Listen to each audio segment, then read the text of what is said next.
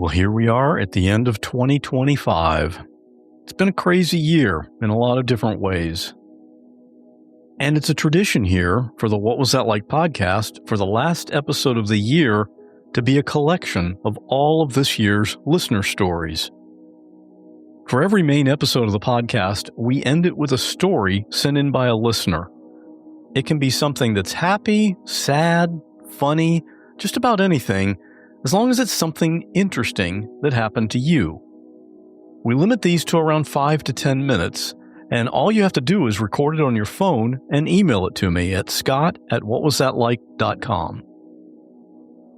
So what we have here in this final episode of 2025 is over 3 hours of those listener stories from this past year. Keep in mind that some of these stories deal with sensitive topics, such as suicide or other things that could be triggering for some listeners. Feel free to fast forward to the next story if you need to. And now, here are the listener stories of 2025.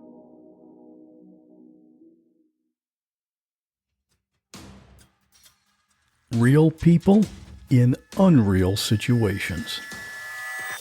The eerie silence when I walked in, and he's just staring at me. I was like, hello, like, are you okay? And then I had to tell him it was me. There was just blood everywhere. They're shouting, they're screaming, they're being hit by bullets, they're hitting the ground. And in that moment, I literally thought, this is how I die. Everything changed then. And I just thought to myself, this isn't happening. Every single story deserves to be heard. I'm Scott Johnson, and this is What Was That Like?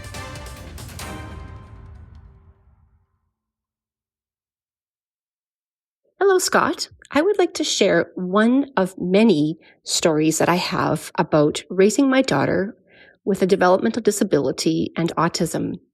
My daughter, Hannah, has autism, and she was enrolled in a very intense program to help her with her autism. It required lots of people helping us, many hours. It was quite intense. It was hard, but we saw her meet her own true potential. She was quite high needs in her autism. She still is, but she's doing really, really well. But when she was younger, she needed to be taught everything because she really, and I hate to say this, it sounds really mean, she had no skills. So one thing that we had to teach her was getting in and out of vehicles, opening doors, closing doors. Everything that we do needed to be taught. And we taught it in a fashion that broke down the steps. Very, very small steps were taught to her. And lots of encouragement along the way and giving her lots of breaks as needed. So she was able to go to school, and the bus would come and pick her up at our house. And the bus wouldn't come onto our driveway. It would stop at the end of the driveway. And we had to teach Hannah how to open the door, how to close the door, how to walk down the steps, how to walk down the driveway, how to get into the bus. And that was just that. Then in the school, they had to teach her how to do all those things in reverse and get into the school. And that's a whole other story, I tell you. It's a good one as well. But this story is about getting into the bus. So we had taught her the steps bit by bit with lots of people helping. She had done really, really well. Then one morning I thought, you know what? I think that I don't need to walk alongside her to get into the bus today. I think that she has earned it, the right to try it by herself. Because we had done the work, she knew how to do it. So I'm just going to stay in the house. I'm going to watch her get into the bus by herself. And so I'm a woman, and as it's quite obvious, and I decided to stay in my pajamas, and they weren't like really pretty pajamas. They were kind of comfy pajamas. So I stayed in my pajamas, watching through the window, thinking this is going to be just a real moment, watching her get on the bus. I'm probably going to cry. It's just going to be so meaningful. So I say, goodbye, Hannah. She opens the door, walks out, closes the door, walks down the steps. I'm so proud. But then on the driveway, there's a pile of dirt that we had sitting there because we were doing some landscaping. And Hannah was obsessed with sand and dirt. She would sit with sand or dirt and she would pile it for hours. She would pile and pat. That was just her thing. We don't know why she loved it so much. We can guess, but we don't really know. So she didn't pay any attention to the bus that was waiting. And she went right to that pile of dirt and she sat down on the driveway and started piling dirt. So let's remember, I'm in my pajamas, which aren't pretty pajamas. I'm not wearing any undergarments that would sort of make me feel like I could just rush outside. But maybe it's a dress or something. So I'm like, oh dear. Okay, so I'm knocking on the window, trying to get her to take notice, but she's autistic. There's the window being knocked on doesn't make any difference to her. And there's teenagers in the bus, and there's young kids in the bus. There's a show going on. So what do? I go to the closet. I grab my husband's oversized jacket that he has for hockey. And I'm about to go outside. And all of a sudden, I see one of the teenagers coaching her from the window.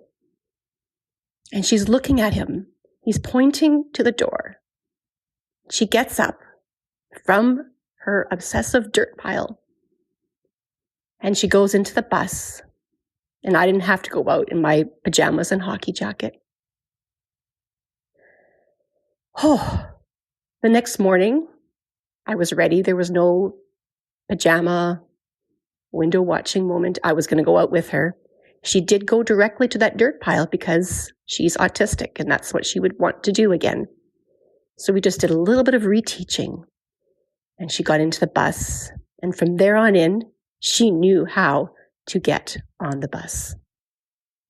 You heard Angela mention that Hannah getting off the bus is a whole other story. Well, I don't know about you, but I wanted to hear that one too. So I asked Angela to tell that story as well. And here it is. This is the sequel to my short story about my daughter with autism and a developmental disability that we had to teach to get on the bus. This part 2 is how we taught her to get off of the bus. My daughter with her autism was very much prompt dependent. And that means that people will prompt her to do things like, come over here, close the door, let's get some water. And to be dependent on a prompt means that the person with autism and who is prompt dependent will soon learn not to do things on their own, and they will wait until the person who is their caregiver will prompt them to do so. And my daughter Hannah was extremely prompt dependent. It was very frustrating, but once we knew that we had to work with that. We knew that we had to not help her so much, but instead we had to help her learn how to do things on her own. So the story of the getting off of the bus goes like this. Hannah would ride the bus to her school, and she would sit in the same spot every time, and everyone allowed that. It was no problem. It was near the front of the bus. So she would wait. When the bus stopped, she would wait in her seat, and all the kids would get off the bus. And some of the kids who were really good with her, wanted to be her friend and wanted to help her, would say to her, okay, Hannah, it's time to get off the bus. And then Hannah would get up and get off the bus and go into the school. And then one day we realized that, hey, when the kids, for whatever reason, don't say, hey, Hannah, time to get off the bus, then Hannah would just sit there and she wouldn't get off of the bus until somebody would say, okay, Hannah, let's get off of the bus. Well, that's really not a problem if it happens once or twice, but the problem is that she's learnt that she doesn't get up and get off of the bus unless someone asks her to. So we want her to be as independent as possible. So we came up with a plan through our autism program, and we implemented this plan. And, you know, the best part of the story is that we had such collaboration. We had our resource teacher, we had our educational assistants, and we had the bus driver. We had everyone working together. There was no control issues, or there was just collaboration. And collaboration is what made her soar. We were all on the same team. So what we did is the bus driver finished their route, came back to the school, parked in front of the school, and we taught Hannah bit by bit, without prompts, how to get off of the bus. And we lessened the EA's help with every step. And soon she could do it on her own without the EA's help. Remember, there was no kids on the bus because the bus driver came back after the route. So she tried it with an empty bus. Then the next step was, can she do this with kids on the bus? So what we had to do, or not we, I wasn't involved in that, but the school staff had to do was talk to the children and say, hey, you know what? Thank you for caring about Hannah and wanting to be her friend. But we're going to ask you not to talk to her when you get off of the bus, but you can talk to her later. And here are some other things that you can do to be her friend. But for now, she needs to learn how to get off of the bus by herself. And the kids, they understood. That was no problem. And I tell you, the first time that she got off the bus by herself with the kids, there was a huge celebration. We were all so happy. And to this day, that story brings tears to my eyes. Number one, that people cared. And number two, that there was such collaboration on such a seemingly simple task of standing up and getting off of the bus. And we're really grateful for all those people in the past. Thanks for listening. My name is Jackie. I live here in Calgary, Alberta, Canada. I'm 41 years old, and this situation happened about 9 years ago. It was just a normal day. I was going for a massage and had never been to this clinic before. Thought I'd give it a try. It had just opened up. It was a massage chain where you do like subscriptions. And as someone who suffers from chronic pain, it's always been something that I have to do regularly, as I have quite a few flare-ups monthly. And this is just a way that I can deal with that treatment. So I got to the clinic, and the appointment was with a man. And I'm very open to that. I don't care as long as the therapist is good and they've got the right strength and can, work out the knots and kinks in my neck. That's all I really need. But I remember feeling very frustrated because the appointment was supposed to start, obviously, right on the hour, and he was running about 10, 15 minutes late. And as a new client and as somebody who is concerned about cutting into my treatment time, I was maybe a little bit spicy that it was a little unprofessional, but it's okay. I understand. I'm a very forgiving person. So, when he came out to apologize and start the appointment, I didn't think anything of it. So as I walked into the room, he had advised for me to get undressed, but lay on my back, which if you get massages often enough, you know that generally you'd start on your stomach, but thought maybe it's because he's running late. So I did what he asked and I laid on my back.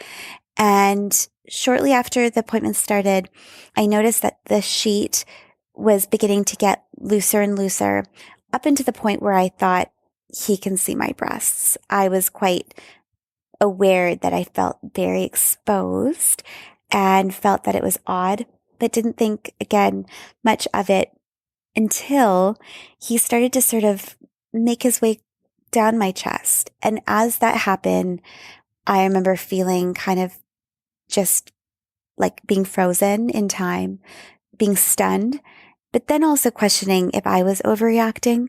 I had this moment of, this can't be happening, and I'm the one that's probably overthinking this. And then I adjusted the sheet, and he sort of maybe was aware that I kind of was on to what was happening. And then a little bit later, it started happening again. The appointment didn't last long because he had already been running late, and I was relieved. As I got dressed and he came back into the room, he was very adamant that this wasn't his ideal situation and that I should come back the next day to the other clinic he works at for another massage. And he was very adamant that I come back. And I remember thinking, like, there's no way I'm ever coming back to see him or come back to this place again. So I think I made an excuse and just said, I'm sorry, I'm traveling. I wasn't being honest. I just wanted to get out of there. And as I left, he took his hand, tucked the tag into my dress, and then kind of grazed down my back. And I just thought, that is the weirdest, most intimate gesture. And that was so creepy. So I left and I went over to the coffee shop across the street. And I remember seeing 2 police officers and thinking, I should say something, but then thought, that's crazy. You can't just do that, I don't think. Why would I go up to these random police officers and catch them super off guard? And just honestly called my now husband, but fiance at the time, and told him what happened and went on with life, didn't think much of it. Maybe about 3 months later, I got an email from the clinic asking for a Google review. And I don't know on this particular day why I chose to do this, but I did write a review, and I was just very honest about how uncomfortable the appointment made me and that I just thought it was really odd. Not even an hour later, I was getting a phone call from the owner of the clinic. And so her name was Rhonda, and she proceeded to tell me that that's not how they operate, that she was very upset to hear that I had this experience, but rest assured they would deal with it. But could I delete my review? And I remember feeling really hesitant and quite actually emboldened that someone would ask me to do that. But then I felt guilty, and I started to feel like I don't want to hurt anyone's business. That's not my intention. Maybe I will delete it. She'd also offered me to come back with a different therapist, of course, for a complimentary massage. And I did. I accepted that appointment, and it was fine. It was an okay experience. Massage was regular, standard, run-of-the-mill massage. And I did end up deleting that review, which is something now, looking back, I really quite regret. I have to say 2 years after that incident, at this point was married, life moved on. I saw an article on Facebook about a local man who was being charged with many different accounts of assault of women out of a massage clinic here in Calgary. And it was a gentleman named Greg, and he was the perpetrator and the person who had done my massage that day. I remember being shocked. I remember telling my husband, this is the same guy that massaged me that time, and just honestly stopping in my tracks around, I don't know what to do. Should I also report it? So I called the local police, and they were really helpful and very kind. And they asked me to come in to provide a statement, which I did. And they were so supportive. And at this point, the charges had already been filed. So there's not much my story could do unless there was additional charges. And my situation was one of the least severe. But they wanted to take my statement anyways, which I really appreciated. I felt very seen and very heard. But they told me that this was what he would do, that my situation is generally how it would start. They were actually surprised that he was so bold with the sheet and the massaging of my chest, that usually that happened a few appointments in. But nonetheless, the reason why he was trying to get me back was probably to take it a step further. Unfortunately, Greg was charged with these accounts, but his sentencing was only house arrest, which really bothered the police officers, and they were really frustrated with all the evidence because there were so many people that came forward and wish I would have had I known sooner or later. But he got house arrest, moved out of the city, lost his massage therapy license, his RMT, we call it here. And that was that. And unfortunately, the clinic did know of what was going on. And at the time that they had contacted me, he had been terminated. However, they were aware.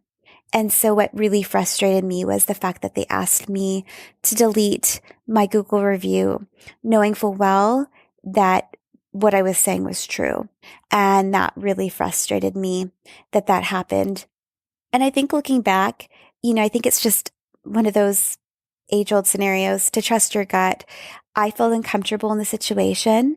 I should have said something immediately. I should have dealt with it immediately.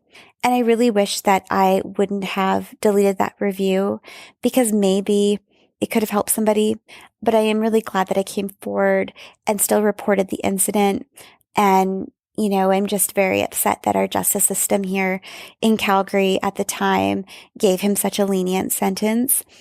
I think he's a predator and will go on to try to do things like this in the future because he is, obviously has a lot of issues and hopefully he's gotten help or treatment for it. But with such a light sentence, I wouldn't be surprised if, he's a danger to society in the future.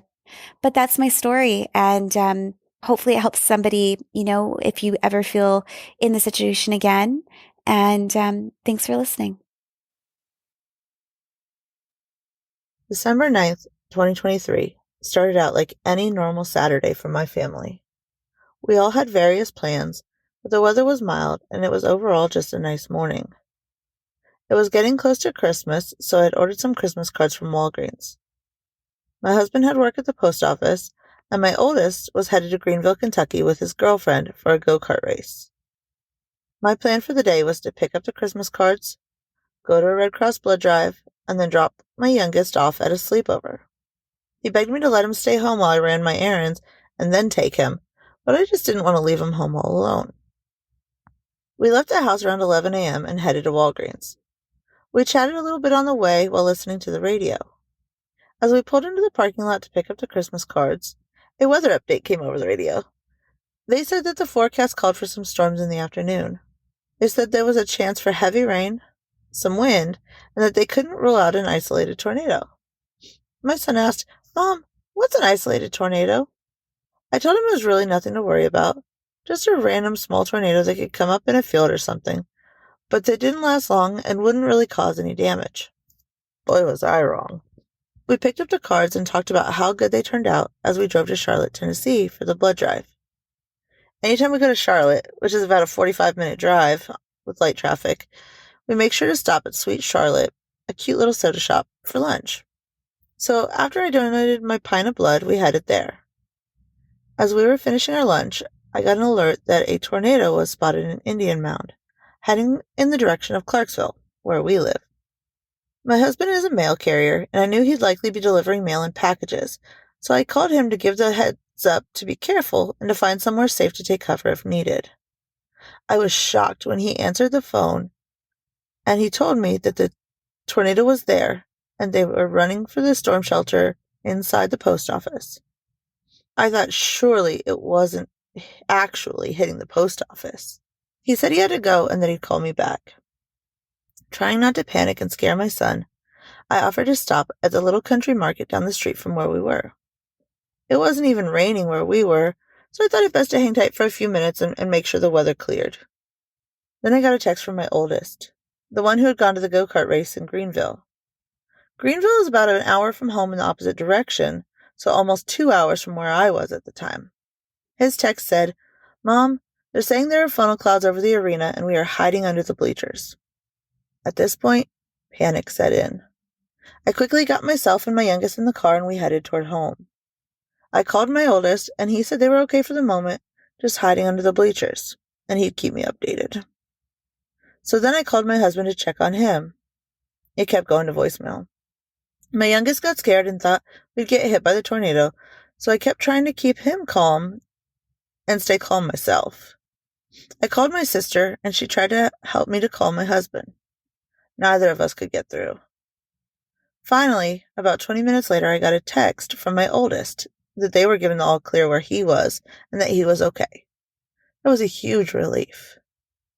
Still about 30 minutes from home, I kept trying to call my husband. Still nothing. I kept calling, kept going to voicemail. I called my sister in tears, begging her to tell me he was okay. She said that likely he's fine and the cell towers are probably just jammed, which made some sense. She stayed on the phone with me as I got a bit closer to Clarksville. The sky seemed to clear up a bit, which helped to calm my son. As we got into Clarksville, I tried to call my husband again. Still nothing. I was on the phone with my sister as emergency vehicles went flying past me in the direction of home and the post office. Side note, we live less than 5 minutes from the post office, so I was heading towards both. I tried to call my husband again, and again it went to voicemail. My sister tried to reassure me that the cell towers are probably just knocked down.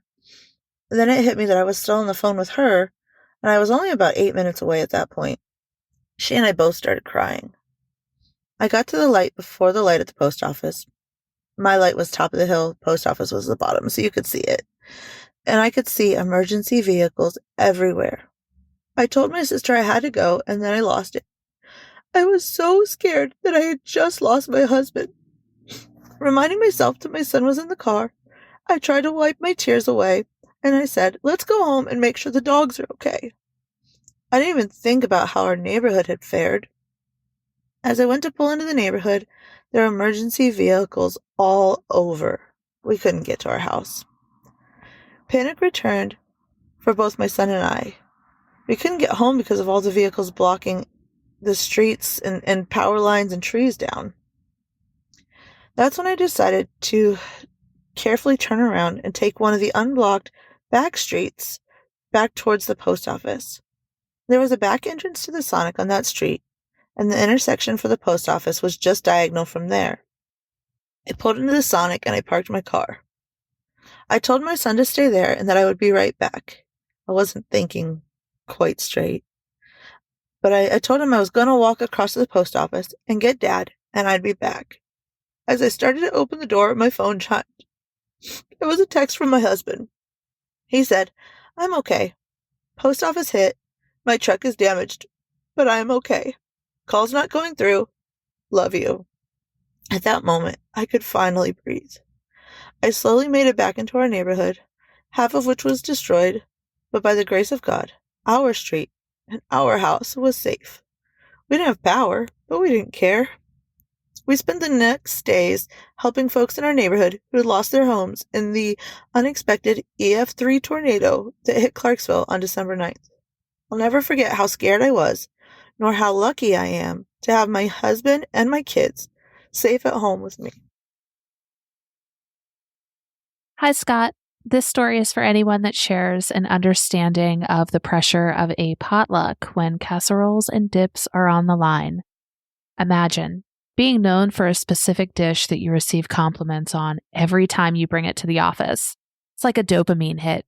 You're proud. You've stayed up all night following your recipe, making sure you don't alter your ingredients just so it tastes exactly the same each and every time.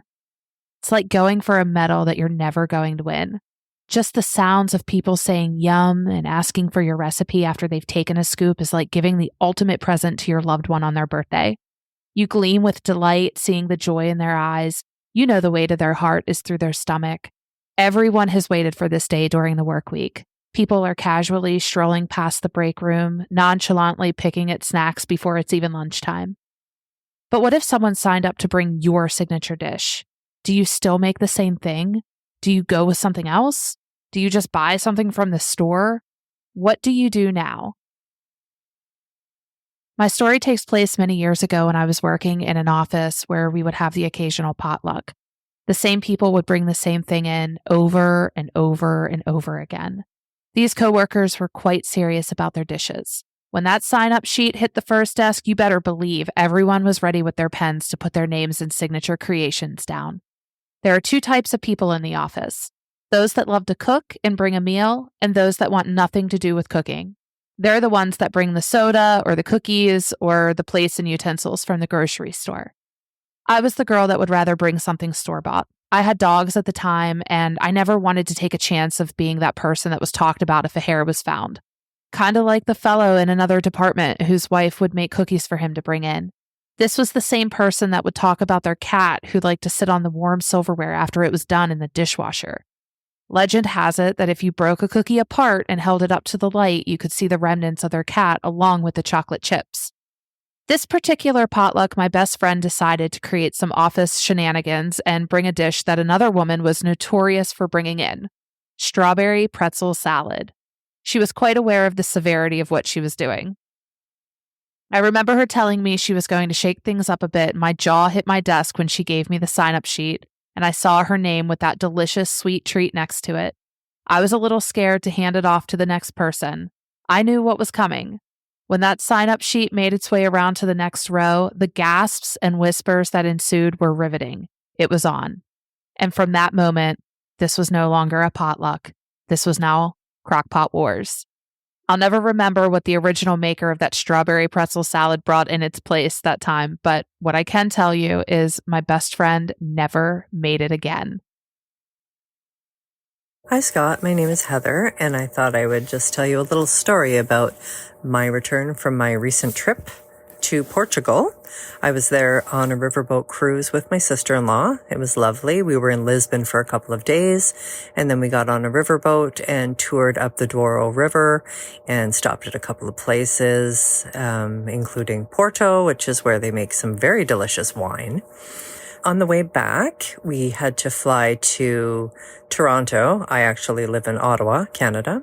So we had to fly to Toronto, and we had a layover there for about an hour and a half. So I called my husband. I let him know that I would be back in Ottawa at 7:20. Our flight was on time. So to meet me there, he said, fine. Everything was good. And so that was the end of the conversation. So when we landed in Ottawa, we were waiting on the tarmac. We were waiting for everybody to get off the plane. And, you know, that's not the quickest process sometime. And we were actually at the back of the plane. So my phone kept ringing, and it was a private number. And I don't generally answer those. My husband and I have a company, and I thought it was probably just a work-related call. And I was still on vacation in my mind because I wasn't off the plane yet. So I didn't answer. But it kept calling, so I thought, I better answer the phone. And so I answered the phone, and he asked me, the person calling asked me my name and asked me if I was Heather, blah, blah.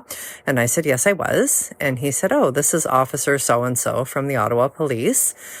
Are you at the Ottawa airport? And I said, yes, I am. What did my husband do? And he said, oh, he didn't do anything. He actually fell down and hit his head, and we think he's actually having a stroke. So I just wanted to let you know that he is currently in the ambulance waiting to be taken to the hospital, but we just wanted to make sure that we reached you so that you knew what was going on. Your car is here. So needless to say, I raced off the airplane as quickly as I could with all the people in front of me. And I ran outside, and sure enough, I didn't get to see my husband because he was already loaded into the ambulance. So what had actually happened was he was waiting in the car for me, and I guess he figured he wanted to have a cigarette because he doesn't smoke in my car. And so he got out, he started to have his cigarette, and I guess he felt dizzy. So he went to go back into the car, but he fell down and he hit his head.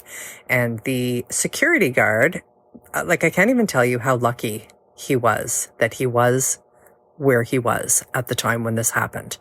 Like, short of being in a hospital already, I don't think there's any place he could have been that would have been more ideal. So the security guard saw him fall down and hit his head, and he came out to make sure that he was okay and quickly realized he was not. So he called the ambulance and he called the police, or perhaps the police were already there because it was an airport. I'm not really sure, but the good thing was that the EMTs were able to review the video of him falling down, and they were able to kind of make an assessment that it was probably a stroke just by what they saw. I guess they saw that his right side had given out, and that was why he fell.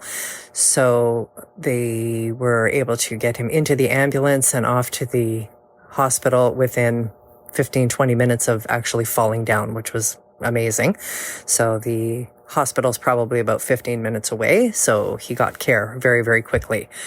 So what ended up happening was that he had a totally blocked carotid artery in his neck full of blood clots.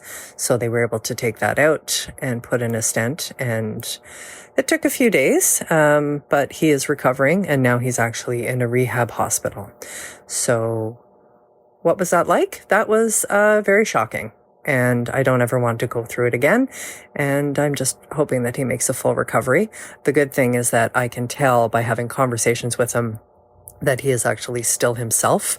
He's a roofer, so one of his favorite words is the F-bomb. And he was saying that at the hospital. So the night that this happened, I actually took my car, went to get my daughter, then we went to the hospital together. My daughter's 24, so I needed her support, and so we went to the hospital, and so we were standing with my husband, and he was completely out of it because he was still stroking out, as they call it, which is never a nice thing to see. But we heard the doctors talking, and they were saying that he wasn't responsive, and he was mumbling, but he wasn't saying any words. And then all of a sudden, he drops an F-bomb really loud. And my daughter goes, "Oh, there's a word." And it's his favorite word. So the doctor asked me, he said, "Oh, is that normal? Like, is that normal for him to say that word?" And I said, "Yep. Like, if any word's going to come out, that's probably the one we're going to hear first." So he said, "Oh, that's good to know, because a lot of times people, when they have a stroke, depending on what part of the brain is damaged, it can affect their personality." And so clearly his personality wasn't affected, because he still knew that he liked to say the F-bomb. I hope everybody listens to this and realizes that my husband was 53 years old. Yes, he was a smoker, and no, he didn't eat very well, but he was pretty much physically active, and this can really happen to anybody at any time, and it was not a nice experience. So hopefully anybody listening to this, please quit smoking. My name is Brittany, and I live in Arizona. I am 30 years old. This happened last December. At the time, I was 29. I had just left my ex-fiance of 6 years. We kind of grew apart, so we broke up. And immediately I was ready to get back out into the dating world. So I had no idea how scary the dating world is in this day and age. I feel like at this point of being 30, it's really just trying to look through like the clearance rack of men and finding like the best deal. Because all the good ones are either married or, don't want to be in a relationship, I guess. But so I was on Facebook dating and, doing my little swipey thing, left and right. And I came across this one guy and I thought he was cute. So I swiped right.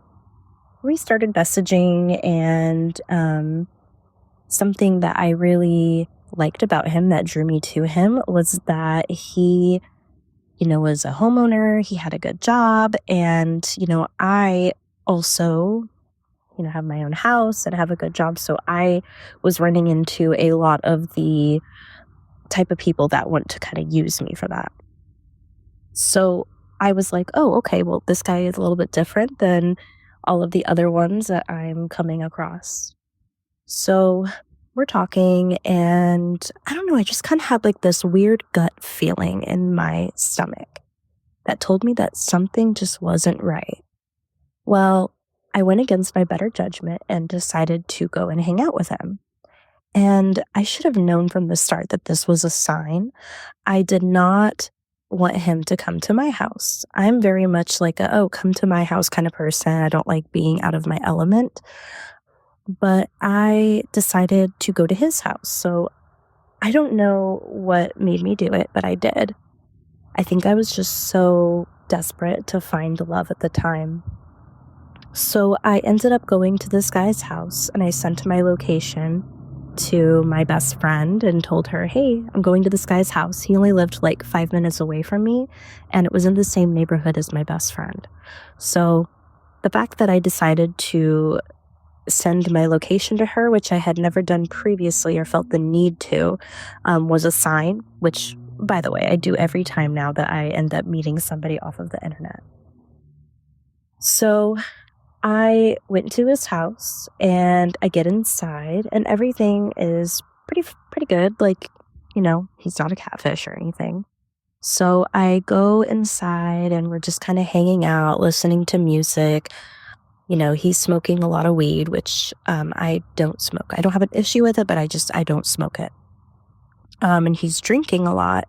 He offers me a drink and I'm like, no, thank you. I don't want to drink at some random guy's house that I've never met before.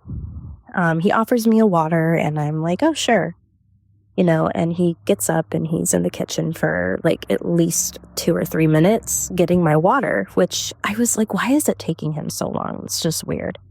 So when he brought back the water, I decided to not drink it because I didn't know like if he had put something in it or not. Like I didn't want to chance it. So I never drank that water. A couple hours go by and by this point, he's very, very drunk.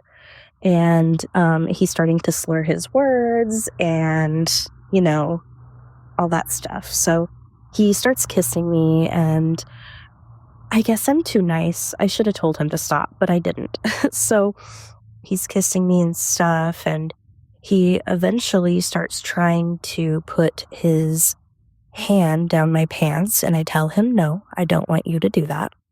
So he starts trying to just pull my pants down and he just was like, I really just want to see. I just want to see. And I was like, no, thank you. Like, I don't want to do that. And I had to tell this guy like at least 20 times, no exaggeration, to please stop, that I didn't want him to touch me or, pull my pants down or anything like that. And he just kept trying. And we'd just be in the middle of a conversation and he would just really quickly like try to pull my pants down. And so I'm at this point like, okay, I need to leave, but he's so erratic that I'm afraid to like be like, I'm leaving and, just get up and leave. I didn't feel safe. I didn't know how he would react. So I decided to kind of write it out and just be very aware and kind of hint at like, oh, it's getting late. I'm getting tired. I need to leave. Well, so I kind of start telling him like, oh, it's getting kind of late. I'm probably going to leave here soon. Like, I don't want him to think that I'm leaving for any reason other than the fact that I'm just tired and it's late, because I just felt like he would be offended and maybe he would try to hurt me or something. So we're kind of just hanging out there, still listening to music. And he asks me, he's like, are you a girl that's like always scared of everything? I'm like, what do you mean? And he's like, I don't know, just like scared of stuff. Like, murder and stuff like that. And I'm like, I mean, yeah, of course. I don't feel like there's very many people who aren't. And we were in a pitch black room with just the TV on. And he was like, well, you see that dark corner over there? And I was like, yes. And he was like, don't go over there. I was like, okay, why? And he was like, because that's where I'm going to kill you. And I was like, that's not funny. Like, don't joke about that. And he's like dying laughing. Like, he's drunk off his mind. And he just thinks it's the funniest thing ever that he just said. So I'm like, okay, like, that's so weird. And I'm like, yeah, I'm probably going to go soon. It's just getting kind of late. And he pulls his pants down and he just lays on top of me and is like kissing me. I literally had to push him off with all my force. And he was like, well, can you please just spend the night? Can you please spend the night? And I was like, no, I don't want to. He's like, please, I'm not going to have sex with you. And I was like, oh, well, good, because I don't want to. And he was like, well, I wouldn't rape you. If I did, it would be an accident. And I was like, oh my God, like so scared. Just my adrenaline is going. And I just feel like it's not safe to leave because I didn't know how he was going to react. So finally, maybe like 20 minutes later, I'm like, all right, I think it's probably time for me to go. I'm very tired. And he was like, okay, fine. So I get up and I grab my purse and I'm getting ready to walk out. And he had like this 75-pound pit bull mix. It was a sweet dog, but I don't remember what the dog's name was. So for the sake of the story, I'm just going to call him Bear. And he looked at his dog Bear and he goes, "Bear, kill her so I can have her." And I gave him like the craziest look ever. I'm like walking out the door as he's saying that. And he's like, I'm just kidding. All right, Bear, say bye to her because we'll probably never see her again. And I'm thinking to myself, like, wow, you fucking think? So I made it out of there safely and I never talked to him again. That was a very traumatic experience for me. So, dating has been pretty scary and I'm pretty nervous to hang out with anybody ever since then. And public places are a definite must. And if there is something in my gut that just doesn't feel right, I just stop immediately because my gut is telling me something for a reason. My story begins in 1977 on Jimbaran Beach in Bali. My then husband and I were traveling on a year-long ticket around the world. We left from Vancouver, Canada, and went to Hawaii, Fiji, New Zealand, Australia, and then Indonesia. I grew up in New Zealand and spent my childhood swimming in the ocean, so I was a very confident swimmer. On this day, we went down to the beach for an early morning swim. There were a few people there, but at that time, there were no hotels or resorts, so it was very quiet. We swam out into some fairly small surf, and after a while we decided to swim in, but found we couldn't make any headway. We weren't worried, but when I glanced toward the beach, I saw a man waving his arms in the air. We continued swimming, but without getting any closer to shore. I decided to wave to him and saw him run into the surf. He swam out to us and tried to help us, but when we clearly couldn't, he swam back in and came back out with a surfboard. He put me on the board and paddled me back with my husband holding on to the back. When we were safely ashore, he told us that many tourists had drowned there, so he would come down and watch to make sure no one would get caught in the riptide. We were so thankful for his help and amazed that he was able to swim back in to get his board while we floundered. We sat for a while and contemplated how close we had come to being swept out into the Indian Ocean. It was mind-numbing. My next lesson came in 2001 on a beach in Kauai in Hawaii. A friend had offered for me to come and stay for a month. A fantastic invitation I couldn't turn down. The first morning I was there, we got up early to watch the sunrise and go for a swim. I hadn't been in the ocean for a few years, but I was mindful of its power. I sat and watched the surf to see the pattern of the waves. Since it was quite big surf, I decided to stay close to shore in the first break, as there was a pretty deep trough between the breakers. No sooner was I out there, I realized I couldn't body surf in. The surf was pounding down on me and I couldn't keep my head up out of the water. I looked over to a few surfers and saw one youngster looking at me. When I came up for air again, he was still looking, probably recognizing that I needed help. I waved my hand, and in a minute or two he was beside me. He put me on his surfboard, and I rode it into the beach. This young surfer, he looked to be around 10, ran back into the water with his friends while I was still gasping for breath. I watched him and his friends for a few minutes, remembering my last brush with near drowning. I still love swimming in the ocean and take every opportunity to be in and on the water, but I also have a healthy respect for its power and unpredictability. I owe my life twice to the kindness and vigilance of young surfers worlds apart. For my 21st birthday, I decided that I wanted to stay with some friends up at my company's cabin, which is in Truckee. And it's like a cabin from about like 1980s-ish, a little outdated cabin.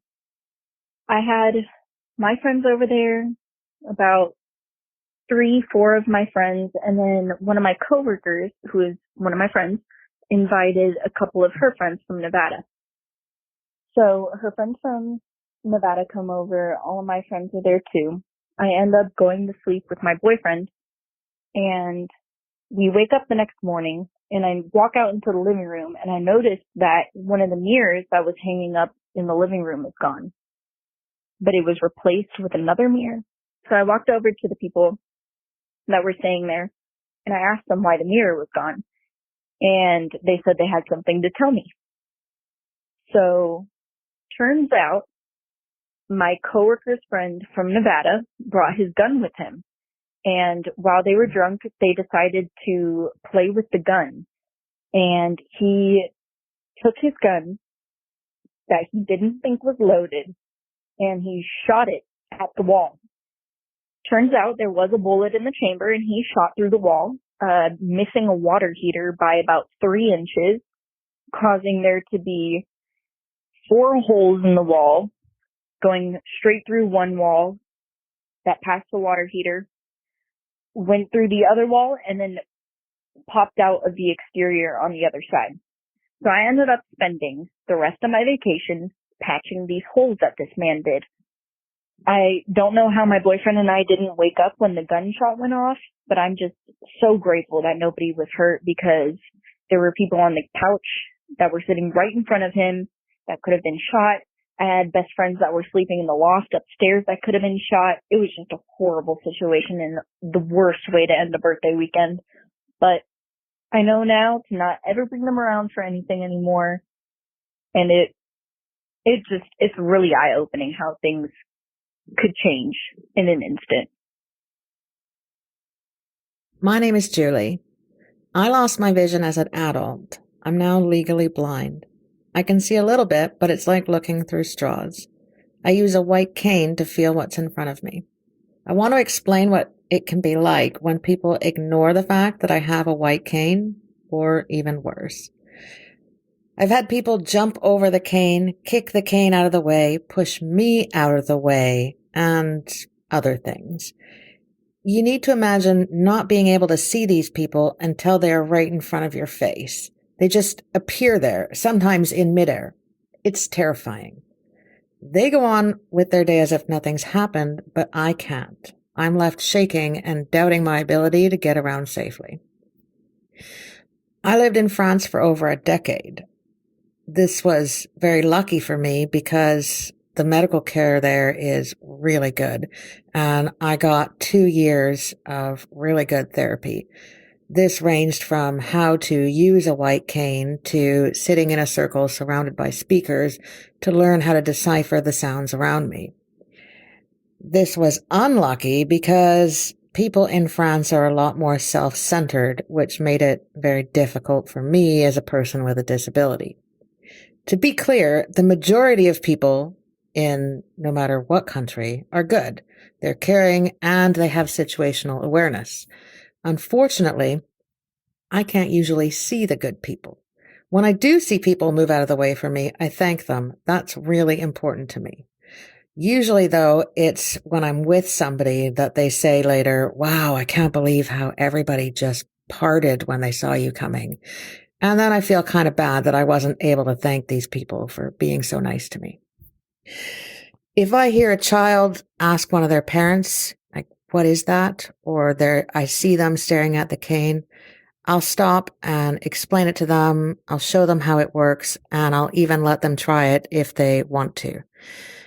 This allows them to start conversations with their friends and family, and hopefully people will understand more what it's like to have a white cane. I've even had parents ask me questions.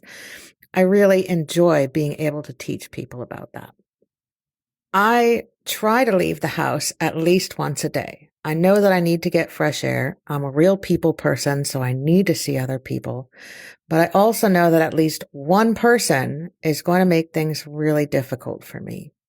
In the grand scheme of things, this isn't a lot of people. But when you see how it affects my day, it makes it really hard for me to force myself to leave the house again the next day. I want to tell you about what happened to me the other day. It's not the worst thing that's happened to me so far, but I'm still having trouble dealing with it. I went to my local department store. It's the only one that I can walk to because I'm obviously not allowed to drive. While I was standing in line to pay and not moving, I felt someone pressing up against me on my right side. I started saying, no, no, no, but the woman was persistent. She pushed past me, tripped hard over my cane, broke it in half, and then fell on the floor. I looked at her and I said, "What's wrong with you?" And she screamed at me and said, "I'm just trying to pass." And so I said, "Is this how you treat disabled people? Is this your first day being a human being?" I don't think that I can say what she said to me, but it was basically F you as loud as she could.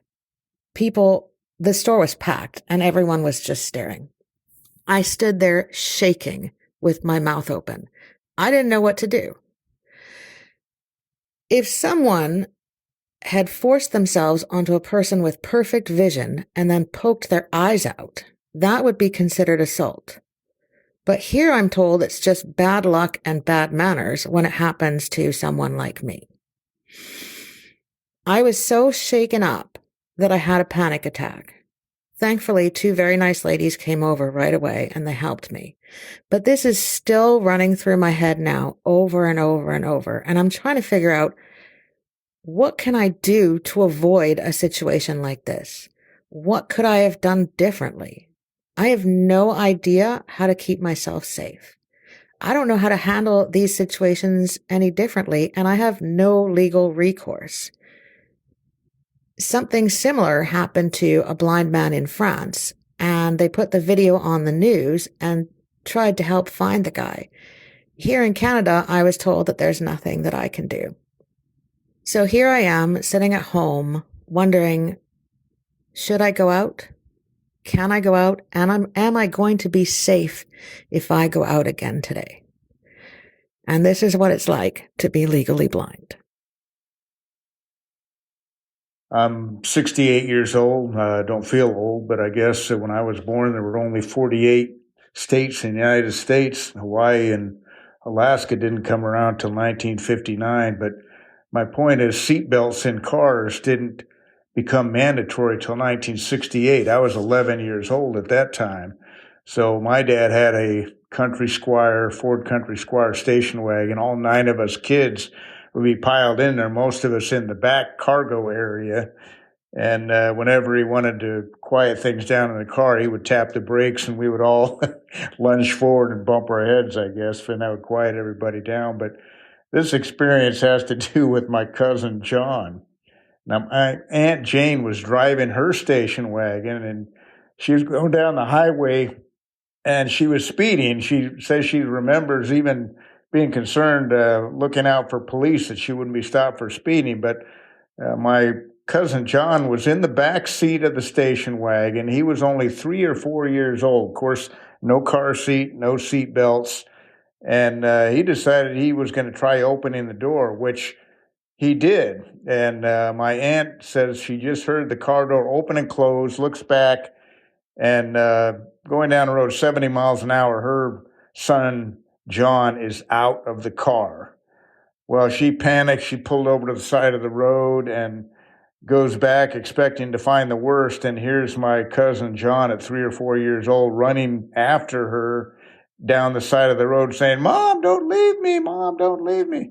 Well, she scoops him up, takes him to the hospital, and the doctor says, "Well, he's got a couple scrapes, but no broken bones. You might as well just take him home." So I guess when you're 3 or 4, your bones are a little bit more flexible. You bounce a little bit better than you do when you get older. But we often relate that story about my cousin John. I guess it might have rattled his thyroid because he grew up to be 6'6" tall. But other than that, he's normal.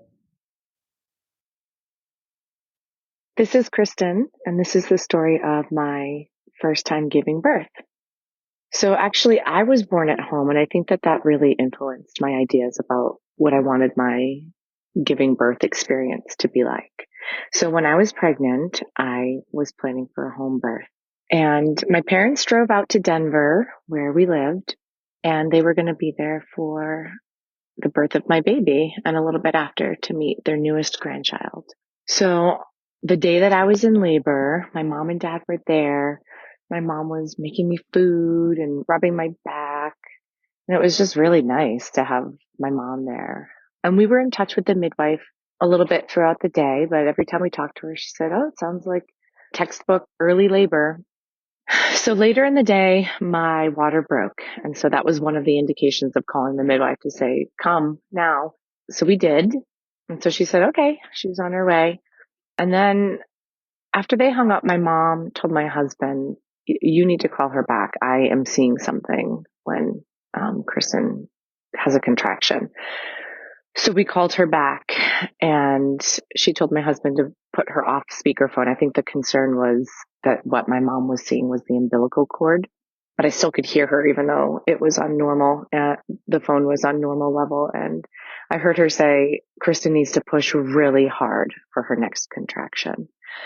So the next contraction came, and a foot came out. So the midwife said, "Hang up and call 911." So we hung up and called 911. They were on their way. We called the midwife back, and she stayed on the phone with my husband the whole rest of her drive over. And she got there and immediately put the Doppler in my belly, which is what hears the baby's heart rate. And the baby's heart rate was fine, which is a really good sign that the baby was not in distress. And then about a minute or two later, the paramedics got there, and ultimately I ended up having to climb off the bed with a foot sticking out of my body, get a robe on, get on the gurney. They wheeled me to the ambulance. We took an ambulance ride to the hospital. My husband followed quickly behind and wheeled me. Once we got to the hospital, I was wheeled to the operating room, and the doctor said, "I think she's going to deliver this baby breech, but I just need to check the positioning first," which was the most painful thing up until that point I had experienced.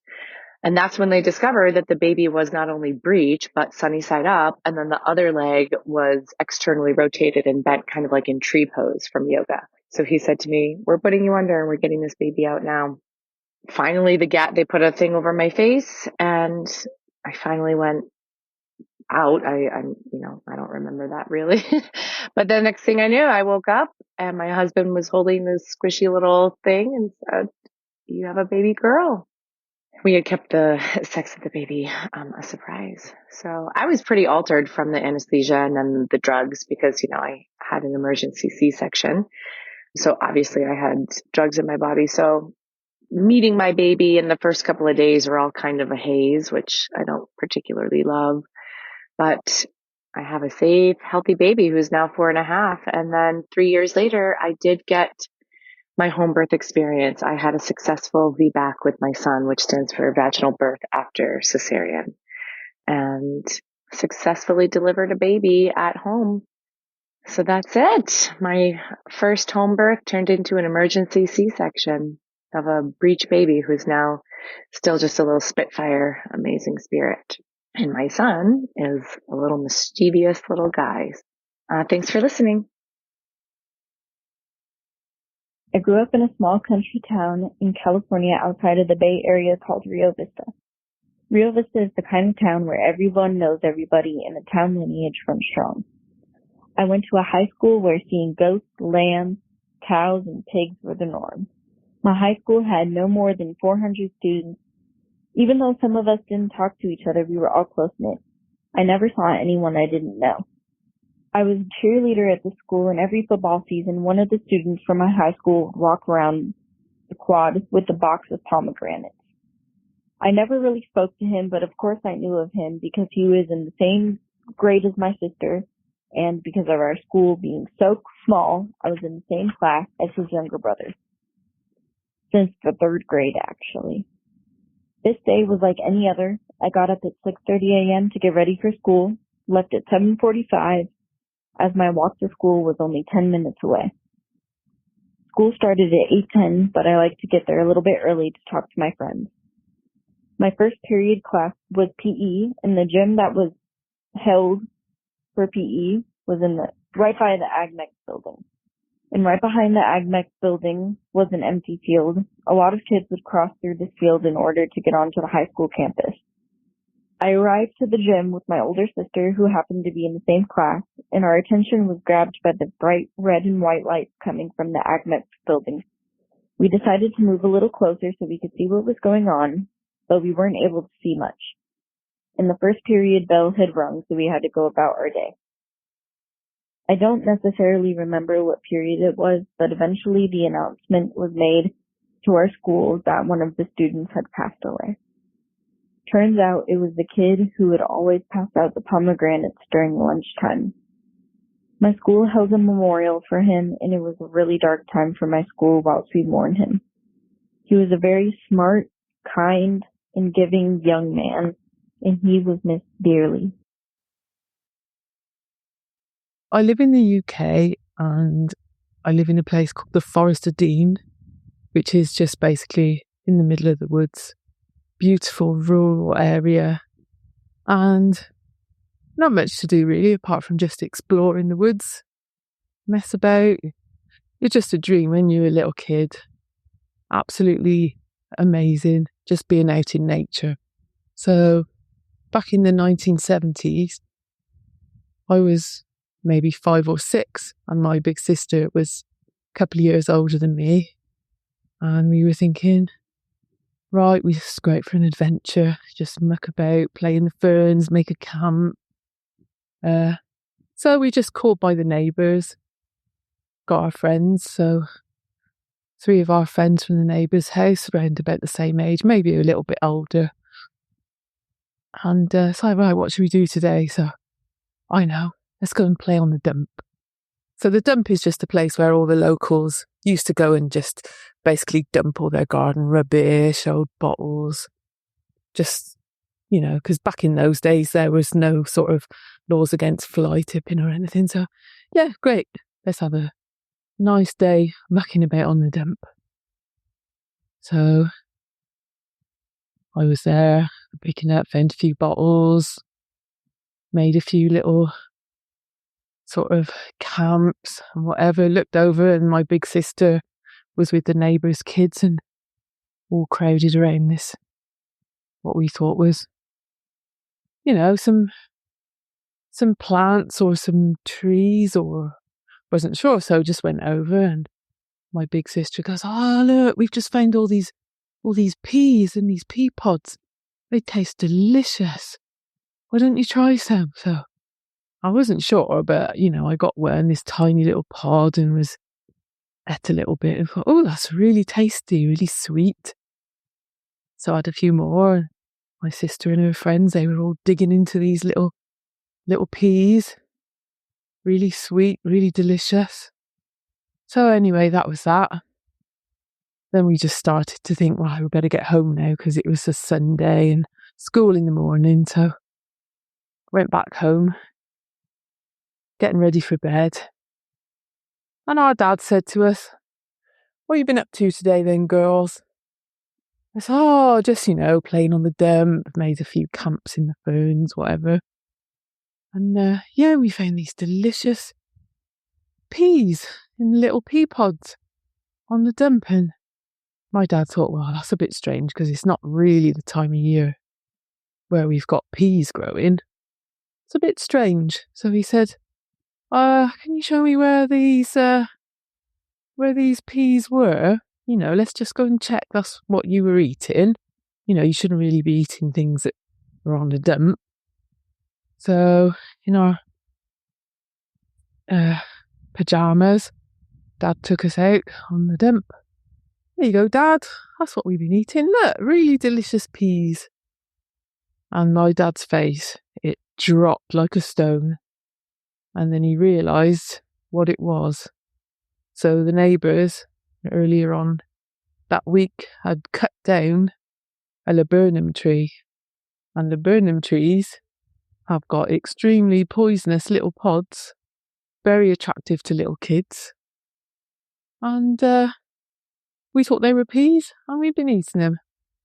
So very, very poisonous. So back in those days, there were no mobile phones, nothing like that. So Mum and Dad just had to basically bundle us in the car. And then we thought, Mum, Dad, yeah, but our neighbours' kids, we were all eating them. So they had to go knock on the neighbour's door, get the 3 kids from the neighbours. And then we had about a 15-mile drive then to get into the hospital. So, I mean, Mum and Dad must have been absolutely terrified. We didn't really know what was going on. We thought it was a bit funny. So we just basically got halfway to the hospital, and then Dad realised that he was nearly out of petrol.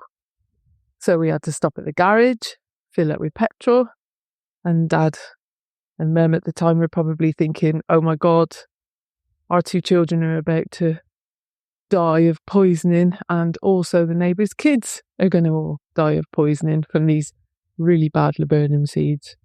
So anyway, we made it to the hospital. I remember waiting in the casualty, and one by one, the nurses came out to get us. So it was me, my sister, 2 girls, and 1 boy, the neighbours. So my sister went in first. I remember seeing the nurse. She had little white ankle wellies on, and took her in. Didn't hear a sound. She was gone for about 5 minutes. She came back out. They called me. My turn. In I went. Just noticed the nurse with her little white wellies on and asked me to get up on the table, lie on my side. And I was thinking, well, yeah, this isn't so bad. I'm not sure what they did to my sister, but she looked okay when she came out.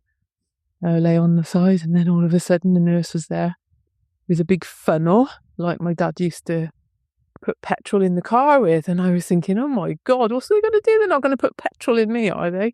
To get rid of these poisonous seeds. So they got this funnel, a big tube, and I was lying on my side on this bed, and they just rammed this big, I don't know, 1.5 centimetre, 2 centimetre wide pipe down my throat into my stomach, scraping all the way down. Put the funnel in the end, got a bucket, a jug, poured all this salty water down the funnel straight into my stomach, and obviously then threw up everywhere, lying down on my side with my long hair in my face, so my long hair all covered in sick laburnum seeds. And so anyway, that was that. I didn't really make a sound. Went back, and then the other girls, they had their turn, and then the last one to go in was the boy from our neighbours, and we all were in the waiting room waiting for him, and all we could hear was screaming at the top of his lungs. Screaming his little heart out, and yet he was the oldest boy, and he didn't take it as well as us girls. So that was that. That was the end of that adventure. And when I talk about it to my mum now, my dad sadly passed away, but when I talk about it to my mum and say about, that was a funny story, she said that was not a funny story. She said, don't ever, ever, ever do anything like that again. And every time I see a laburnum tree now, they're beautiful trees. I just always think of that story in the day that me and my sister and all of my neighbours' children nearly died, because apparently you only need to eat about 10 of those seeds to be fatal. Anyway, thank you, Scott, for your podcast. Absolutely love it. It keeps me company on my walks. And can't wait till the next episode. Bye! On February 2nd, 2019, I was on my way home from work when I was hit by a driver attempting to overtake at around 11:30 p.m. He came into the oncoming lane in front of me, and we both braked hard before impact. At first, I wasn't sure if I was really seeing what I thought I was. I remember thinking, are they really in my lane? I remember everything except the sound of the impact. When the car hit me, I could feel myself flying through the air, and I'm pretty sure I was flipping. Being nighttime, I couldn't see anything and had no idea where I was or where I was going to land. I remember worrying about landing on my neck and breaking it because a friend of mine broke her neck several years back in an incident not related to motorcycles. I also briefly wondered if this was it, if it was the last thing I would ever see. I was thrown clear of the car and landed on the grass on the side of the road. I landed mostly on my back, but I think I must have landed slightly left because my left elbow and knee had some minor issues afterward. My crutch felt a little on the numb side, and not even thinking, I got up immediately and saw the car slowly driving away. I thought it was a hit and run. I turned around and saw the license plate on the road and thought that would be helpful if this really was a hit and run. I took my helmet and gloves and put them down next to my bike. I realised my helmet camera was missing. I looked around on the road, but I couldn't see it amongst the debris and thought maybe it was under my bike, which was laying in the gutter on its side, pointing in the opposite direction to where I'd been travelling. The engine had cut out, but the headlight was still on because the ignition was on. A number of people stopped and came over to me. A woman asked if I wanted some water and went to hand me a drink bottle, but I said I probably shouldn't have any.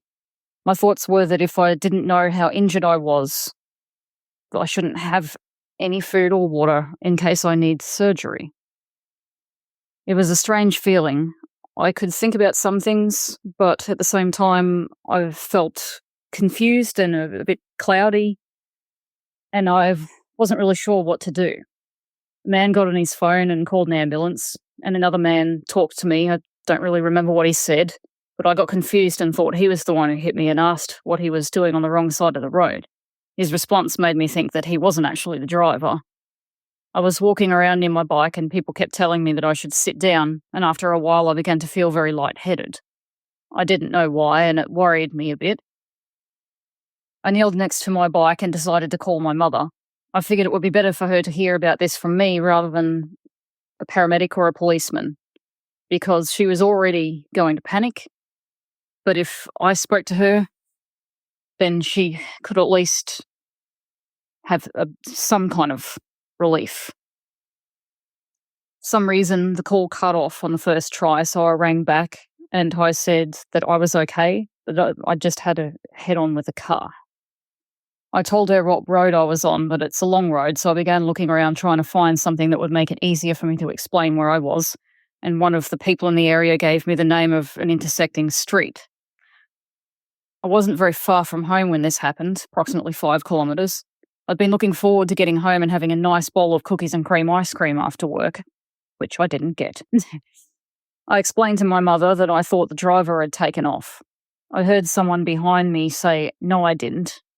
I turned to see a tall man who looked to be in his late 20s to early 30s, and I asked him what he was doing on the wrong side of the road. He said, "I don't know, I thought there was another lane."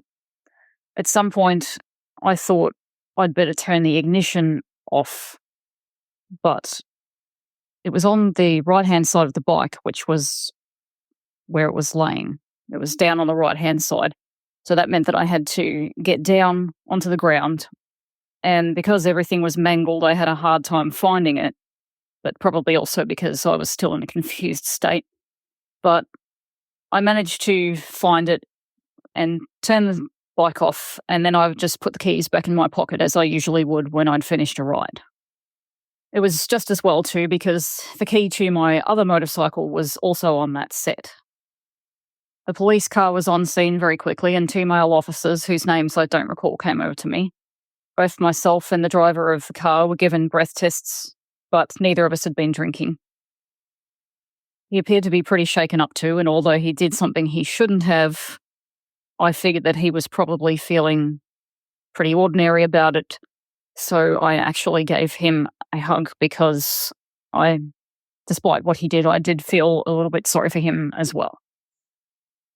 When the ambulance got there, 2 paramedics, a man and a woman, came to me. We talked for a bit, and before heading over to the ambulance, I thought I could feel blood around my crotch, so I checked, but there was nothing there. The male paramedic checked the area in the ambulance, and there didn't seem to be anything major going on. I found out later that I had been thrown crutch first into the bike's fuel tank, which I had left a rather large dent in, and that's what the issue had been. The paramedic mentioned that he was happy that I was wearing proper gear. I had an armoured Kevlar hoodie, Kevlar jeans, knee pads, gloves, helmet, and my work shoes on. The shoes have carbon fibre in the toes and weren't damaged in the accident, which is just as well because sometimes they can actually cut off your toes if it gets crushed. Most of the time I wear proper motorcycle boots. There was also the added bonus of them staying on my feet. Sometimes in crashes, you will get shoes fly off people's feet. I'm glad that didn't happen with me. My helmet had a few insignificant scrapes and the visor had popped off. I replaced the helmet because even if you can't see any damage on the outside, it doesn't mean that there isn't any internally. So your best bet is to just replace the helmet. I had told the paramedic about the lightheadedness I'd had, and he explained that adrenaline can do that. When my blood pressure was checked, I was told that it was good, so they weren't too worried about internal bleeding. I had pain, but it was never horrendous, so I didn't take any painkillers at all. My reasoning was that they were better left there for someone who really needed them, and I didn't feel as though I did. I was sitting in the back on a seat in the ambulance when my mother and brother arrived at the scene. My mother came into the ambulance through the side door. She was very teary and wide-eyed, and I waved at her and I said, "How you going?" She told me later that she wanted to strangle me. I was taken to a hospital that was further from the closest because the closest was Werribee Hospital and they don't really do trauma. So I was taken away to Footscray, and it was still only about a 20-minute trip, so it wasn't bad. Both the police and the paramedics said that I'd been extremely lucky. Normally head-on collisions between bikes and cars don't end very well. This happened in a 60-kilometre zone, 37 miles an hour for the Americans. So the impact speed is doubled in a head-on. There's only a couple of seconds worth of time to brake, so I'm not exactly sure how fast either of us were going when we hit, but it was likely at least an 80-kilometre-an-hour impact. Once I was at the hospital, a neck collar was put on me, and wow, those things are uncomfortable. It made me feel extra sorry for a friend of mine who'd had to wear one for 6 weeks when she broke her neck. It was just precautionary though, because even though I hadn't had pain in my neck and I could still move, sometimes you can have done damage to yourself without knowing about it. My crutch, hip and knee were sore, and the latter two felt very stiff after a while, because you're not allowed to move much once they get you into the hospital. I was admitted pretty quickly, and this was the first time in my life that I'd actually been in hospital for myself, and I was 29. Most uncomfortable thing besides the neck collar was having to use a bedpan, but the nurses were really nice, and one in particular had a great sense of humour. At one point when she came to check on me and asked how she was going, she asked me how I was going, and I said, "Yep, good." And I asked her how she was, and she said, "Yeah, better than you. I'm up here and you're down there." And I said, "Well, that happens to me anyway, because I'm 5'1". Eventually, I had scans and x-rays and was lucky enough to be put in a room with only one other person. I didn't sleep much in there, too much going on, and being in a strange place makes it hard to sleep anyway. I wasn't allowed to eat or drink in case I needed surgery, but I did hear nurses talking to one another, and they said that the chances of that were nil. Even so, I had to wait for clearance. My mother and brother stayed until the early hours of the morning, but I was happy for them to go home. It wasn't serious, and there wasn't any need for them to sit around for hours. The next day, I had visits from 4 of my biker friends, which I really appreciated. Late in the afternoon, I was told that I didn't have any organ damage, and I didn't break any bones. I was also told that if I could walk, I could go home. I was pretty happy about that. But getting off of the bed for the first time was more of a struggle than I was anticipating it to be. The muscles around my hips had got very stiff and sore, so when I went to stand up, I almost fell back down. So I could walk, but it was slow going. There was a lot of bruising around my crotch from hitting the tank, and walking and moving in general was not the most fun thing in the world for the next few weeks. My hospital stay was only about 17 to 18 hours, and getting into and out of the car was not very much fun. And then we got home, and I remembered that my bedroom was upstairs. I figured out how to navigate the stairs without it being too terrible. I just didn't feel like sleeping downstairs on the couch. I wanted my own bed, especially after being in a hospital bed. I was interested to check the camera footage. While I hadn't been able to find the camera, the policeman had found it on the bonnet of the car that hit me. It was basically undamaged and still works to this day. I was worried about the quality of the footage because it's not a camera that is designed for night use, but it shows well enough what happened. 2 days after the accident, we went to see my bike. It was at a towing yard and had been laying on its right side in the back of a wrecked ute. It was pretty confronting to see that, but more confronting was when they brought the car that hit me into the building. The car and the bike had been taken to the same tow yard, and they brought the car in, and the front of it was all completely caved in. And that gave me one hell of a surprise. I posted about the incident on a Facebook page for my area, my local town. And not too long after that, 2 different news stations were calling me asking for interviews. So not long after that, I did those interviews, and they were on Channel 7 and Channel 9 News. I started riding again just 17 days after the crash because I'd had 2 bikes at the time. And it would have been sooner, but I was waiting for a new battery for the other bike. And it was an older bike, so it took a bit longer to come in. The first time I rode was to go to a doctor's appointment, which was about an hour away from me. And as I pulled out onto the road and started riding down the road, I just had a big smile creep up on my face because I love riding, always have. So I was glad that it was able to end that way for me. I replaced the other bike with one that was in a different state to me, and it took 2 days to ride it back. It was a fair way away. The first day I rode over 300 Ks, and then the second day it was over 730. And both those days were somewhere around 37 degrees Celsius. Way too hot. But I continue to ride to this day, and I actually ride more now than I did before. And I saw it as I didn't want something that I loved to be taken away from me because of fear. So I didn't let that happen. And I've had so many fun experiences and great memories. So I'm very happy with my decision to continue riding. And thank you all for listening. Hey, Scott. This is the story where I, Kiona, had to give my son, Cairo, the Heimlich maneuver when when he was just 3.5 years old. I thought I was 4. You were almost 4. I thought I was like 4.5. You were 3.5 because I was pregnant with your sister, Katana, at the time. So, Cairo, I'm going to start by telling the story, and then I want you to tell me what it made you feel like when it was happening, okay? So, for me, as your mom, I saw you playing on the bunk bed, and you had a magnet. And I remember taking the magnets earlier in the day, but you and Kavina snuck one magnet because you just wanted to keep playing with it. And I didn't know that you still had it. So I was just cleaning your room, and then I saw you playing around up on the top bunk, and then I was getting ready to leave the room, and then I look at you, and you're like trying to cough, you're pounding on your chest and stuff, and I'm like, what's wrong? What's wrong? I just heard, right? That's all I heard.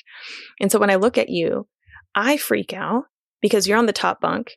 And as a mom, kids always put stuff in their mouths, right? So usually a couple pats on the back is enough. But that moment, I did the few pats on the back and it wasn't working. And then I did it again and it wasn't working. And I did it again and it wasn't working. And I started getting scared. And I knew that I had to act quickly because you were starting to turn purple and your neck was starting to like get really veiny, which was showing me that you weren't breathing.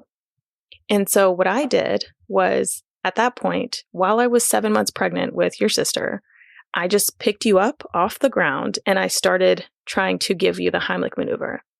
And in my mom brain, I was like, oh my gosh, he's going to throw up all over the floor if I do this. And we're on carpet. So what I do is I run into our bedroom instead of your bedroom and go into our master bathroom. And I remember that. You remember that? And then I'm like running past your grandma, running past your older sister and running past your dad. Yeah, I remember you were just screaming, Cairo's choking. Yes, I was screaming, Cairo's choking, Cairo's choking. And I tried to do the Heimlich again. I did it twice and it didn't work. And I was really scared. And then when we were finally in the bathroom, we were above the bathtub and I changed the way I did it. I did the Heimlich and then I also turned you upside down and patted your back hard that way. Do you remember that? And I did that a few times. And then that is when the magnet finally came out. I didn't know it was a magnet until it came out of your mouth. And I'm going to cuss really quick because I remember saying, it was a fucking magnet. Do you remember hearing me say that? Yeah. And you were like, whoa, Mom cussed, right? I remember right when it was about to come out of your mouth, your dad started calling 911. But by the time they said, do you need us to send someone? It just came out of your mouth. And he was like, no, the magnet just came out. It's fine. And guess how long all of that took? 3 minutes. For me, it felt like 50 million years. Me too. It felt like a really long time for me too. So tell me how it felt for you. At what point did you realize that you were actually choking? When the magnet like fell in my mouth, and then I was just trying to like take it out with my tongue, and I was like, where is it? And then I started like to cough, and I was like, oh no, I'm choking. How did it fall in your mouth? I was just like going like this on while I was laying down. Then I like slipped out of my hands. You were playing with it in the air above your face when you were laying down? Mm-hmm. And then it just slipped out of my hands and then it fell down my throat. Mm-hmm. What did it feel like to you when you were choking? It just felt really scary and it felt like I just felt like I was going to die. It just felt super weird. You felt like you were going to die? Yes. Tell me more about what that means. I could feel like my face turning like a different color.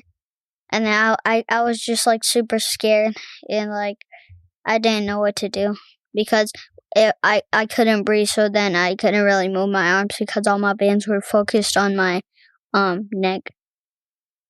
You felt like you were just getting a lot of pressure in your neck or something? Mm-hmm. Do you remember what it felt like when Mommy was giving you the Heimlich?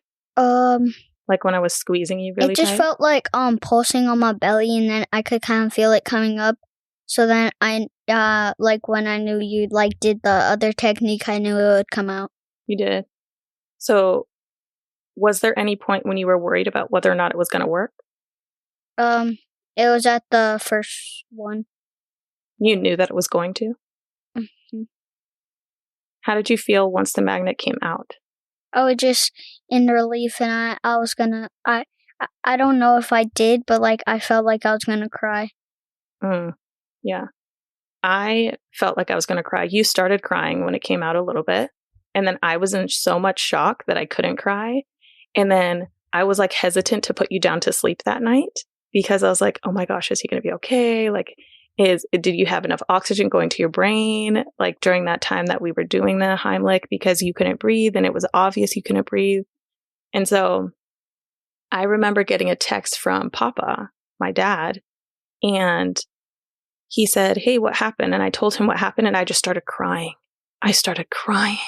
I was crying and crying and crying. I felt like such a horrible mom, but truly, I just did my best. You were. You actually saved my life. I did. Yeah, I did. And I'm happy I did because I love you and you're so smart and kind and brave and you're really good at video games. Why don't you let me play them that often? Because you have to have a limitation, of course. But I love you. Thanks for sharing your story with me. You're welcome. Bye-bye. Boy.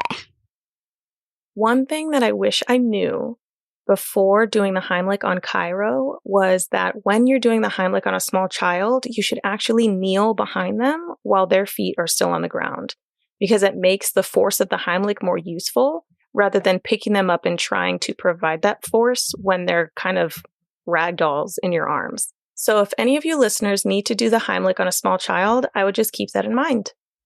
All right. Thanks for listening. What I do for work is I run a women's clothing boutique. We're very specialized in the customer service that we provide. And being an associate that's a little bit more engaged, maybe in the experience with the customer, I seem to come in contact with very unusual people. And I just wanted to tell you about this insane story of something that happened to me while I was on shift.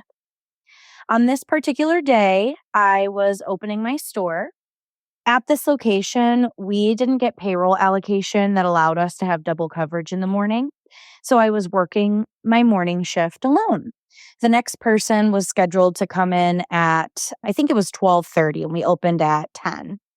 So I'm alone. We weren't super busy or anything, but at one point in the morning, a gentleman had come in, and when I greeted him and asked him if there was, anything that had him perusing the mall, he said that he was doing some shopping for his nieces. He said that one of them had a birthday coming up and he just wanted to pick something up for her. And I thought, oh my gosh, that's so nice. And I said, well, did you have anything in mind? And, we started walking around the store together and I was giving him some ideas. We were just kind of bouncing off each other.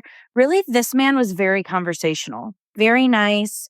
He was a little bit older, not like elderly or anything, but, maybe his early 50s, late 40s, kind of give dad vibes. I don't know.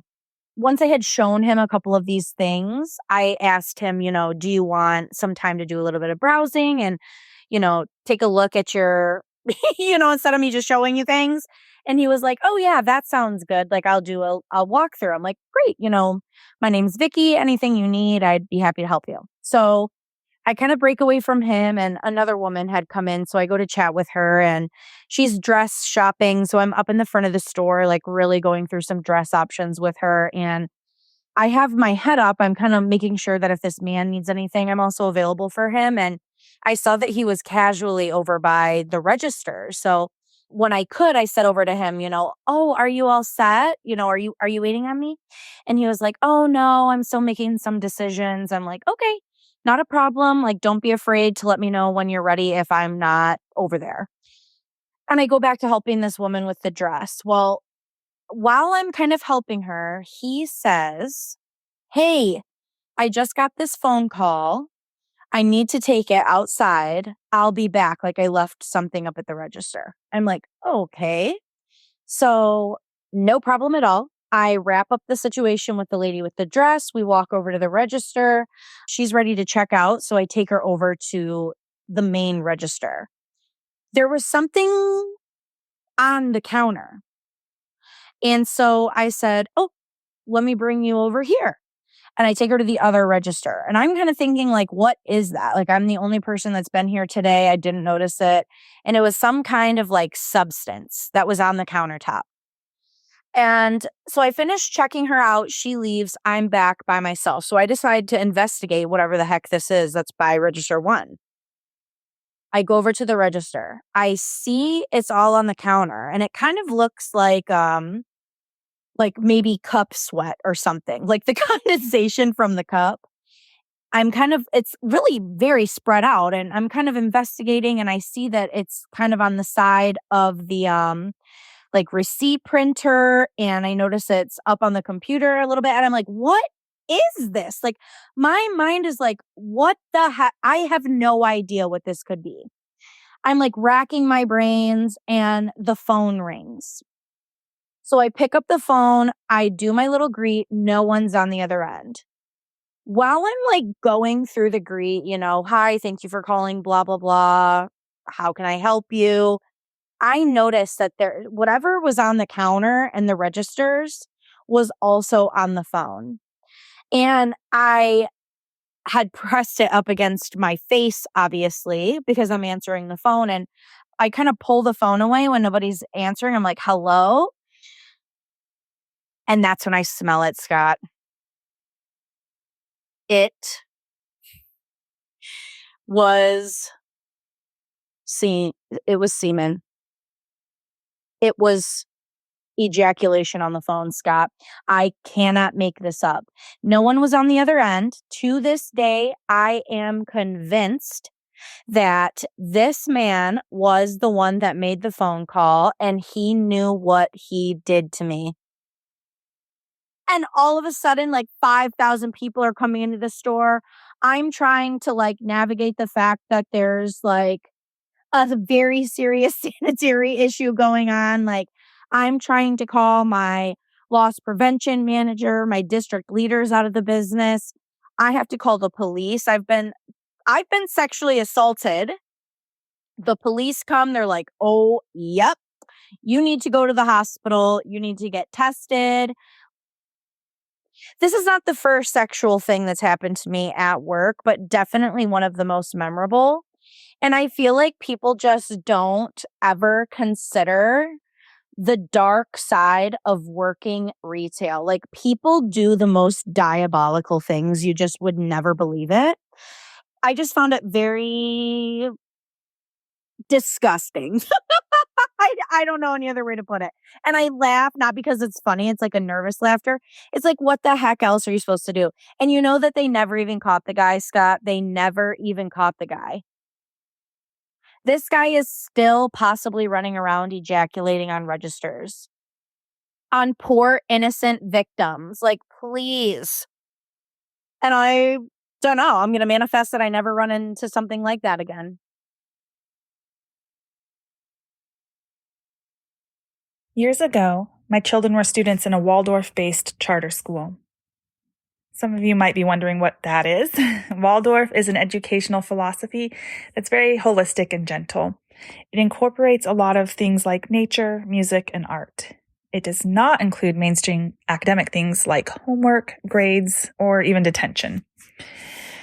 They had a playground that included the woods to play in, trees to climb, rope swings, gardens, even chickens. It was very idyllic. I should stop here to add that my second child, Maggie, was, and still is, incredibly determined, strong-willed even. She knows what she wants, and she's not afraid to bulldoze her way into getting it. So, when Maggie was in first grade, her older sister Izzy was in fourth grade. Izzy and her classmates had formed a sort of storytelling club where they made books, complete with illustrations and stories. They would work on these stories during recess, and Maggie wanted in. Unfortunately for her, the fourth graders had a rule that only fourth graders could be in the club. Most kids would find a way to handle this disappointment in a more appropriate way, but we're talking about Maggie here. She wanted in that club, and she was not taking no for an answer. So what did Maggie do? Well, she gathered her fellow first graders and rallied them towards her cause. This is an injustice, and they were not going to allow the fourth graders to exclude others. No way. So Maggie laid out her plan, acting as a sort of general to the first graders.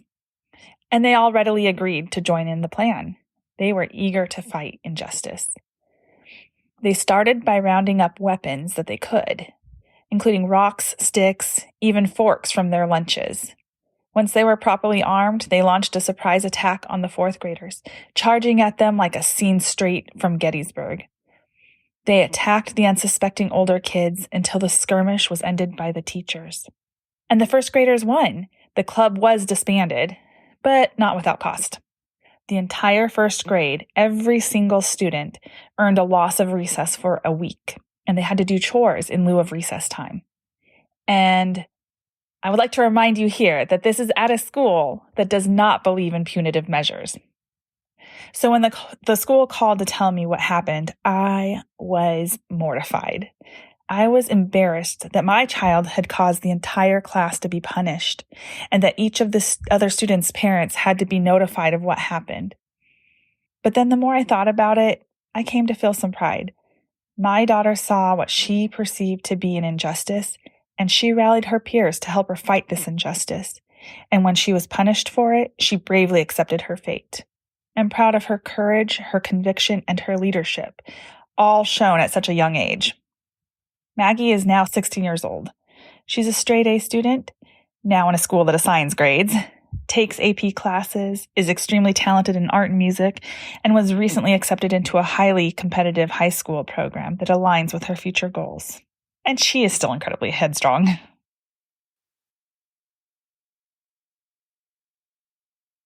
Hey, Scott, this is Art Almquist again, 68-year-old from DeBerry, Florida. This time I've got a what was that like personal experience. My dad, he was an amazing carpenter, wood carver, plumber, electrician. He could weld anything. Even did quite a bit of artwork, welding old mining equipment and metal into pieces of art. But he built the home we lived in. As a teenager, I asked him if he could buy me a motorcycle. He said, "Hey, why don't we just build one?" And so he got a Briggs & Stratton 5-horsepower motor, welded up a frame, got a couple tires, wheels out at the industrial supply, fixed up clutch and brake cables, a twist grip throttle, and off I rode on my own homemade motorcycle. But the interesting thing was he also was an amazing mechanic. He was used by this one millionaire to maintain some mining property that was sitting idle, and he knew my dad could fix anything on there and could also do the annual maintenance to make sure the mill and equipment were ready to run if he wanted to start that back up again. So as a young teenager, I'm helping my dad, and he was draining some big water lines, and we were in Idaho near the Canadian border. If you look at the latitude lines, we were further north than the most northern tip of Maine. So it got pretty cold up there in the Rocky Mountains where this mine was. And so for the water lines, they would bury them about 5 feet deep so that they wouldn't freeze in the wintertime. And then they would put a 55-gallon drum down in the ground around certain valves where you could then go down and open and close the water lines to create the necessary flow. So I'm about 12 or 13 years old. I'm helping my dad flush all these water lines from these big water tanks on the mill property.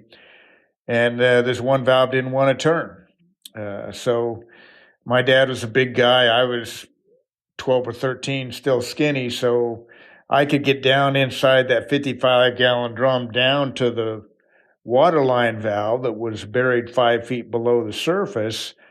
And he said, well, I can't get down there to disassemble that valve, and that the nuts on it wouldn't turn. So he said, just use some of the solvent down there to loosen up the nuts so we can actually disassemble a valve and repair that valve, which was seized.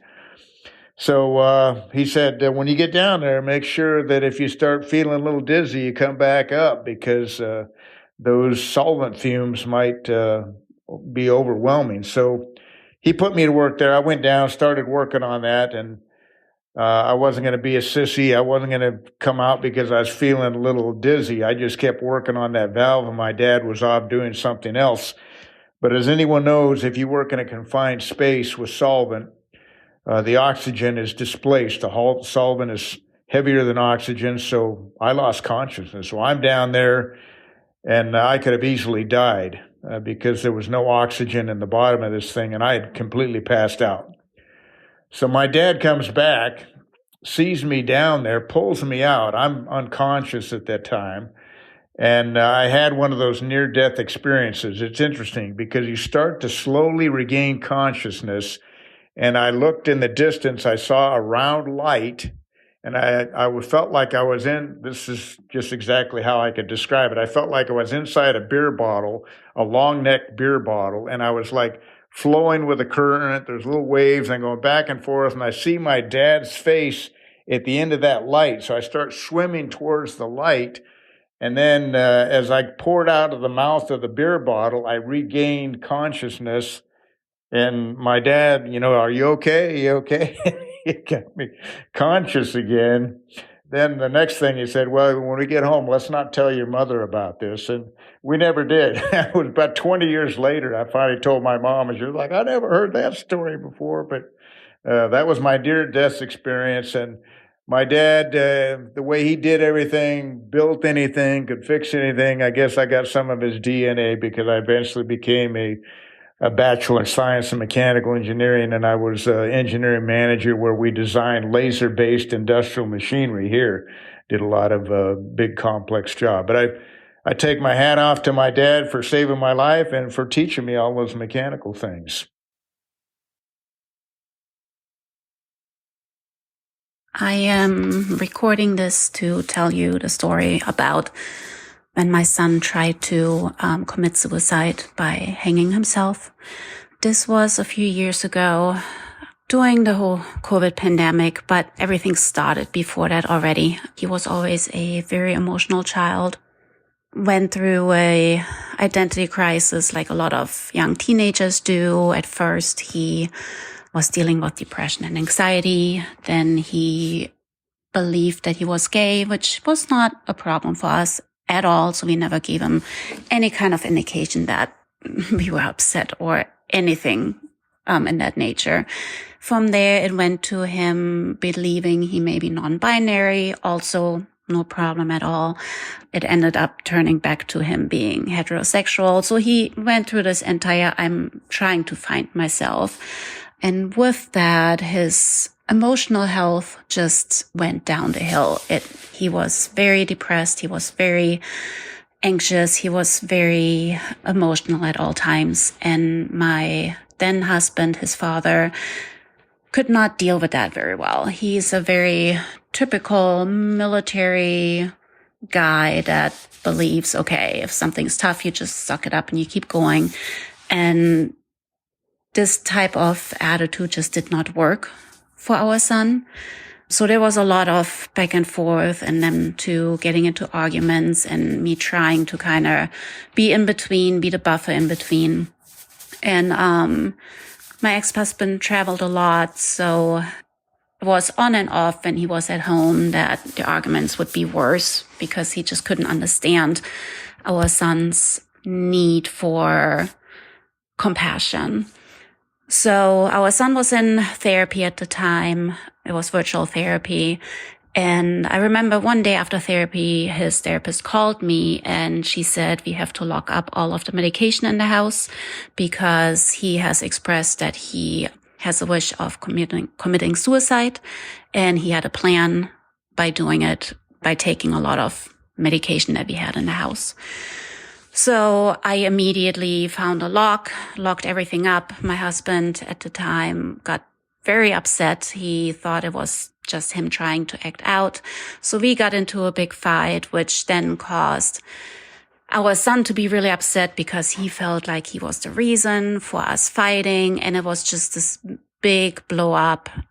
I ended up calling my therapist as well, who encouraged me to take him to Shepherd Pratt right away, which is a psychiatric clinic here in the Baltimore area. So I did take him there. He spent a few days in the clinic, was eventually released. And then it was all right for, I want to say about 6 months, maybe a little bit less. That first round had happened during summer break, so he didn't miss any school then. But fast forward to the big incident, school had started again. My ex-husband was traveling and I had an argument with our son about something that I don't even remember. It was nothing big. It was, I don't know, maybe about cleaning his room, something. And he went upstairs and he was in his room and all out of a sudden I hear a really loud bang and then just silence. And at first I was waiting and I kind of listened to hear if I hear anything else, but I heard nothing. So I went upstairs and opened his door and he was sitting motionless on his bed. And I asked him what he just did, if he was throwing something or what just happened, and he wouldn't respond to me. And then I asked again, please tell me what just happened, and he wouldn't respond to me. And then I looked past him and I saw that his curtain rod was ripped out of the wall. And my first thought was, did you do this? Thinking that he was angry and had pulled it out of the wall. And in that moment, it hit me because I saw a string that he had pulled out of his sweater, out of his hoodie, wrapped around that curtain rod. And that's when I realized he had tried to hang himself. And thank God that rod came out of the wall rather than him actually succeeding in hanging himself on this curtain rod. I started shaking. I didn't even know what to do in that moment. I hugged him, I talked to him, and he begged me not to take him back to the clinic, and I really didn't know what to do. My ex-husband was in Italy at the time. I was by myself, and I just heard him begging me not to take him back to the hospital. So I told him we would sleep on it, and I called every resource that I could reach, and everybody told me that I'm going to have to take him back to the clinic. This was just too serious. So I did take him back to the clinic. The next morning, basically had to drag him to the car. He was kicking and screaming, and I felt like the worst mom, but I knew he needed that help, and I was just not equipped to help him alone. And when we got to the hospital, the doctor that was in the office to admit people, he was actually the same one that admitted him the first time. He did not want to admit him. So I had to beg him to admit our son because I was afraid to take him back home. And he just said that he doesn't want kids to think that anytime they act out, they get to go to the hospital. So here I was sitting with a child that already didn't want to come, being told by the doctor, why are you trying to admit him? Thankfully, I stood my ground and I had him admitted, feeling absolutely horrible because now my son saw that I was the one making him stay.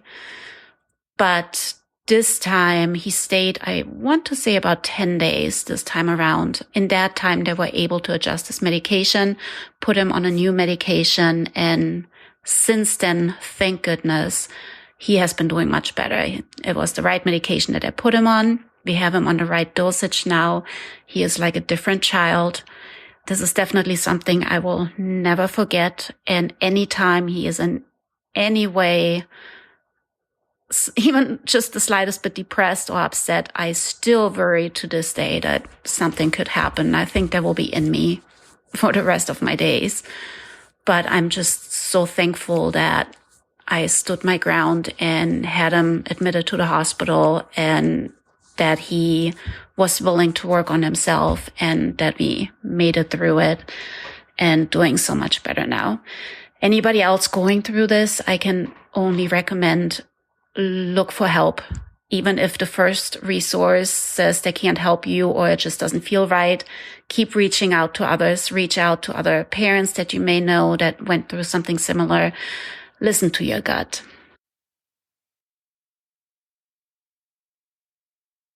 My story takes place on September 3rd, 1993. I know the exact date because I still have the ticket for this event. I had just turned 14, and in the last 2 years prior, I had become very into acting. My obsession was to become a TV actress. I wanted to be on TV shows. And I had found out that you could go see live TV tapings by writing to this company for tickets. So I had been to a few. I'd been able to talk my mom into driving us out to all these TV tapings. So I was kind of obsessed with doing that. And my cousin had heard about me going to some TV shows, and she wanted to go see her favorite show, Mad About You. Mad About You had had a very successful first season, and it was about to start its second season. So she wrote for tickets, and she got 6 tickets. She got for her best friend, Julie, and for me, and then her parents and our grandma, who also loved the show. And we drove out there. We're all from Orange County and the Inland Empire of Southern California. So it wasn't a long drive. It's less than an hour drive. And we got there and we parked in what I believe was the wrong parking lot, because we were parked next to some very fancy cars. And we were in a minivan. And I said to my uncle at the time, I said, I don't think this is the right parking lot. But he just waved it off and said, well, we're just going to park here. I'm like, okay. So we parked there and we proceeded to try and find the soundstage. Now, my cousin Erin, her name was Erin, she had fractured her leg not 2 weeks, maybe 2 weeks prior, jumping on a trampoline. So she was in a cast and with crutches, and she's hobbling along, and she was so excited. She's looking for this building where we're supposed to go, and she sees the number of this building. Only I know it's not a soundstage. It's an office building. It's got a metal staircase going up, but she's insisting that that's where we're going. And so she led us to this metal staircase, and she starts climbing up the metal staircase with her crutches. and it makes a loud noise. It's kind of banging. We get to the top of the stairs, and I said, Aaron, this is not a soundstage. I know this. And I see on the door a sign that says something about a table read. And I know, because I'm an actress, that a table read is something that the actors and crew do on a show when it's a new script. They get together and they have a table read. I said, Aaron, this is not where we need to be. And as we're arguing about it, a man comes out of one of the offices in the building, and he's looking at us, 3 young girls, and he's very confused. And we said, well, we're here for Mad About You. We're here to see Mad About You. And he's like, oh, okay. So he very graciously directs us to where we're supposed to go. And so we go down the stairs again, and we find the grown-ups, and we find our way to the soundstage, and we enter with the rest of the audience. Now, if you've never been to a TV taping, a soundstage, it's a humongous building. And inside, you walk in at stage level, and that's where the floor is, where all the sets are set up, like the Mad About You apartment, the Riffs restaurant, their bedroom set, and any other set that they need is built right there on the floor. Then the audience sits up these stairs on this higher level, and the seats are set up in kind of like bleacher type sets where every set of chairs is up another level. So you can go up to the highest part and be further away from the soundstage, or you could be at the front row and be right above, about 5 feet above the soundstage. So we're sitting kind of in the middle, and we're watching and we're looking at all the people down on the floor. You know, there's the camera people and the tech people and makeup artists, and there might be writers down there. There might be producers, and of course the actors are there, maybe special guests. And there's just a lot of people down there. And I'm looking, and I'm so excited. I want to get discovered, you know, because I want to be on a TV show. But as we're looking down there, I notice a familiar face, and I look at this face and I say, Aaron, it's him. And it's the guy who had pointed us toward the soundstage. It's the guy from the office building. And he sees us, and his eyes kind of go wide, and he comes over to the audience seating, and he asks to talk in the microphone. There's a warm-up guy, a comedian usually, who talks to the audience in between and tells jokes or gives trivia or things like that. So he asks if he could use the microphone, and he comes up and he proceeds to tell the story about 3 young girls who interrupted his work just a few minutes ago. Turns out he is the writer of the episode and one of the main writers of Mad About You. And we were kind of embarrassed, but kind of laughing because he was being jokey with us. He was not upset. He was just teasing us.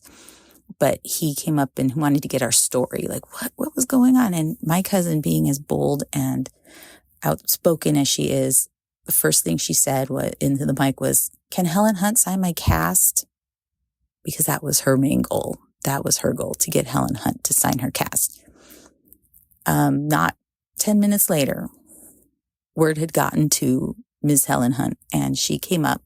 I don't know where the pen came from, but she proceeded to sign Aaron's cast. And I was standing next to her, and I said, I'm her cousin. Can you please sign my ticket? And she did. She was very gracious. And so I had the autograph of one of the most popular actresses on television. I was so excited. And we were thrilled because Erin had her goal, and she had her goal. She succeeded. So flash forward about an hour or so. These tapings can take anywhere from like 2.5 to sometimes 6 hours. I was at one that was 6 hours long. It can take a long time. But we were able to move to the front row because a lot of people had left already. And we're in the front row, and seated not 5 feet from us down on the floor in a director's chair was Paul Reiser, the other star of Mad About You. And he's sitting there, and he's wearing a baseball cap, and we wave at him and he waves at us. And then my cousin, Erin, of course, never to miss an opportunity, yells to him, will you sign my cast? And he said, and I'll never forget the words, sure, hobble on over here. So she hobbles. Me and her friend Julie follow behind. And we go over to him, where he comes up to the seating area, and he signs her cast, and then he signed my ticket. and we were in absolute heaven because we got both the stars' autographs, and we had just had so much fun and just a little adventure. It's kind of like a teenager adventure. I never did become a professional actor. I did some background work and I do theater in my spare time. I still think maybe someday when I'm older and retired, I could go back to doing it. But ironically, 10 years after we saw this taping, I would go to work for the company that provided the tickets, and I would become an audience page, or an usher. And I worked on shows such as Everybody Loves Raymond and Will and Grace. Those were my two main shows. And I was one of the ushers that would help the audience to their seats, took them to the restroom and stuff like that. So I kind of came full circle after seeing all the TV tapings. Then I ended up working for the company for a little while, and that was exciting. So thank you for letting me share this. I always love thinking of this story. It's one of my favorite memories, and I really love your podcast. I love hearing everyone's stories. So keep it up. Can't wait to hear more. Hey everyone, I'm Kristen and I'm here to tell you about the time I really needed a restroom and there weren't any to be found. In college, I worked 6 a.m. to 3 p.m. most Saturdays. My boyfriend, that regularly slept until noon, insisted on going out for a late dinner and a movie every week. I didn't have time for a nap this Saturday, so I drank a stupid amount of Diet Coke in order to make it through the day. It was after midnight when we left the movie theater and got back to his house. His parents were very strict and I was not allowed to be in the house at that hour, even to use the restroom. No problem. My dorm is only a 55-minute drive away. I was about 20 minutes towards home when I realized that I didn't have my phone. I got off the expressway, parked at the curb, and searched the entire car. I could not find the phone anywhere. So I drove back to my boyfriend's house. I parked at the doctor's office across the street where I always parked. I walked the entire parking lot. I skulked around my boyfriend's yard. I retraced my steps across the busy 4-lane road. Nothing. Resigned, I opened my car door so I could just sit there and cry. Then I saw a glint. My little Motorola flip phone was stuck in the crevice between the bottom and back of that plush Oldsmobile seat. I hit the road again and drove like hell. I got halfway home and came upon standstill traffic on the expressway at 2 a.m. There was no warning, even though 6 lanes went down to 1 lane for construction and the next exit was miles away. The traffic jam was so bad that I had to park my car and turn the ignition off. That's when the wave of pee panic hit me. I was driving on a sunken expressway in Metro Detroit. This meant that I couldn't just run and hide in some bushes for cover. There was not a bush, a bramble, or even a shrubbery to be seen. I sat, squirming in my seat, trying to figure out what to do. That's when I saw it. My mom's vintage Tupperware cake carrier. I casually got out of the car and acted like I was just putting my basket of clean laundry in the back seat. This way, I was able to discreetly put the cake carrier and a blanket in the front passenger seat. I took my position and started to feel relieved. That relief was short-lived because I saw a car creeping up on my left side. It was a car full of frat boys that had just celebrated last call. Their windows were down and their music was cranked. They looked over at me and started whistling and yelling, "Hey, baby!" If my bladder wasn't empty at that point, it emptied immediately because they quite literally scared the piss out of me. I tried to pretend like they weren't there while I composed myself and pulled my pants back up. I closed the cake carrier up, secured it, and triple checked it to make sure it wouldn't come open while I was going 80 on the freeway. I finally made it back to campus after 3 a.m. Then I encountered another problem. It was so late that campus night watch was on duty. That meant I'd have to show a person my ID and interact with them while carrying a basket of laundry and a cake carrier full of my own urine. I was totally frazzled. Without much thought, I scurried to the courtyard, took the lid off of the cake carrier, and threw the pee into the bushes. Somehow, I didn't make a mess. I popped the lid back on, put the carrier on top of my laundry basket, and discreetly entered my dorm. I'm glad I disposed of the evidence because the Columbo of Night Watch employees was on duty. This guy wouldn't just let you flash your student ID and go to your dorm. He would have to physically handle the ID and scrutinize your photo against your face while making awkward conversation. Of course, this time he had to ask me about the cake carrier. I hurriedly explained that I had made a cake for my boyfriend's birthday and then made a beeline to the elevator. I crawled into bed as soon as I got to my room and crashed. The next day, my half-sister called and yelled at me about how she needed my mom's cake carrier for something. I had washed and sanitized it, so I told her I'd bring it back later that day. I never told anyone what I had used it for. When my mom died, I couldn't find the cake carrier. I'm fairly certain that my half-sister took it and never returned it. I like to think she's getting her just desserts by transporting her cakes in an emergency bedpan. Ha ha!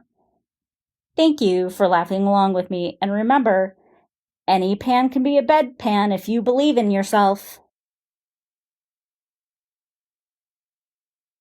My name's Lara and I'm a listener from Australia. I would love to share my story about how I was diagnosed with a rare genetic disease called erythropoietic protoporphyria, or EPP for short, which is much easier to say. On the day I'm recording this, it's the 18th of May and it's Global Porphyria Day, which I feel is very fitting to tell my story. Growing up in Australia, I spent my days in the hot sun, hiking, canoeing, sailing, fishing, exploring the natural world, and really enjoying my outdoor life. I even had a dream of becoming an outdoor educator. Back in 2022, I first met my boyfriend, who is a tour guide, an outdoor tour guide, and we had our first date on a boat fishing for barramundi, as you do in the top end of Australia. After the long day of fishing, I noticed slight tingling in my hands and my face, but I didn't think much of it until a few months later when we travelled to Tasmania to meet his family. This trip to Tasmania was booked for the height of the summer, and we spent the day travelling and sitting on a beach and getting to know his family. A day later, I ended up in hospital with what I can only describe as a burning feeling from the inside. I had no idea what was happening. It felt like electric shocks through my actual blood vessels. I could feel my veins pulsating with what could only be described as fire. But from the outside, there was nothing you could tell about me. I didn't have a red face. There was no swelling. It was invisible. I just looked like I was having a mental breakdown, which is really not a good look when you're trying to impress your partner's family. After a week of this pain, which didn't ease with any medication, including morphine, I hallucinated through the pain. I finally managed to sleep after a week, and we continued our travels cautiously, not knowing what had set it off, but knowing that when we finished our holiday, we'd go back to our hometown in the top end of Australia, and I started to book myself in to see my local dermatology team. Every dermatology appointment for the next year had at least 6 doctors in the room questioning me. No one could figure out what was going on. I didn't have another reaction that year, even though I was spending time in the sun. And it wasn't until the following year when we went back to Tasmania again to see my partner's family. We went sailing on a beautiful yacht through the Freycinet National Park. I ended up again having this huge reaction. I spent again another 5 days in pain with no relief. Only cold water and ice could soothe the pain. Again, this burning sensation from the inside.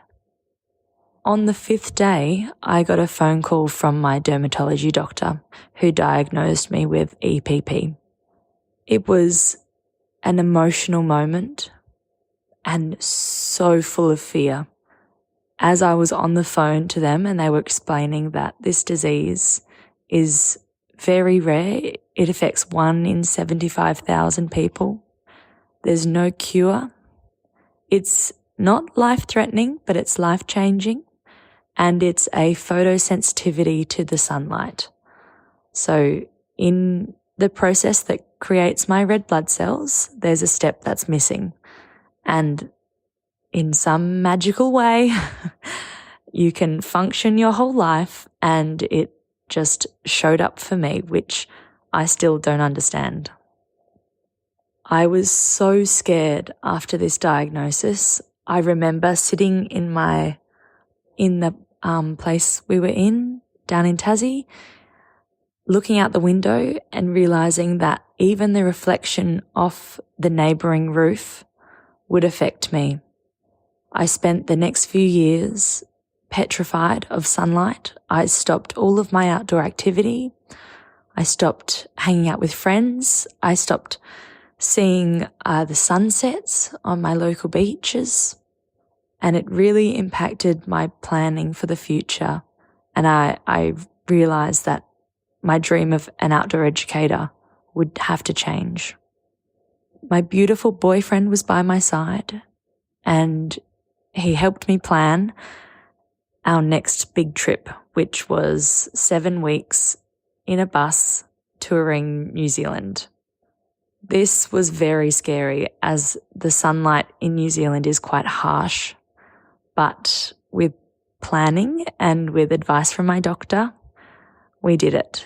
And I woke up every morning and found a lake or ocean to swim in my bikini, which was a big deal because obviously having a sun sensitivity, it's not advised, but I thought I needed to do this for my own mental health. This year, we are planning a trip around Australia, and this is huge. And I want to tell everyone that everyone that has a rare disease, no matter what it is, it doesn't need to be porphyria, but you are so important to be here. You are making an impact on this world, even if it's from your bedroom, and to not be scared of hearing a diagnosis, but then knowing that it's still your life and you can still do what you want to do. I have had to change my career pathway to suit because being an outdoor educator means out in the sun 24/7, and that's not something my body can do right now. But if you're hearing this message, you're not alone, and I would love to share this message, especially to people with EPP, as there's no one in my hometown that has it. I haven't met a single person, and I feel sometimes alone. Thanks for listening to my story, and I love how these podcasts can bring us together. Thank you. So here's my story. I was living in Scottsdale, Arizona, and this would have been about 2008. A friend of mine asked me to drive her to the airport pretty early. So I did that. And when I got back to my apartment, I decided, you know what, I could probably get a little more sleep since it was so early in the morning before I had to go to work. I work in sales, and every morning at 9 a.m., the sales team has a morning meeting. And work was really close to where I live. On a good day, it was about a 5-minute drive. On a bad day, it was about 7 minutes. So I always left at about 8:50. I was always on time. I'm always punctual, really, for just about everything. So the next thing I know, I'm being awakened by a call from a friend who was asking me where the hell I was since it was 9 and I wasn't there. So I hopped out of bed. I figured I just overslept, which is very unusual for me. I hopped in the shower. I got ready. I drove over to work as fast as I could. I didn't really stop to evaluate how I was feeling. I was just trying to hustle to get to work. Now, if you missed the morning meeting, you weren't given any sales leads for that day unless there were extra. And I remember being pretty pissed because it was September 30th. It was the last day of the month. I needed to get to a certain bonus level, which now looked like I wasn't going to make. So I was kind of bummed. I went into the employee lounge. I sat down. At that point, I realized I was feeling a little bit off. I remember one of my friends walking in and asked me, JK, are you all right? That's what they called me, JK. You look like you've seen a ghost. Later on, she told me that I really didn't answer her. I just kind of looked at her in a daze.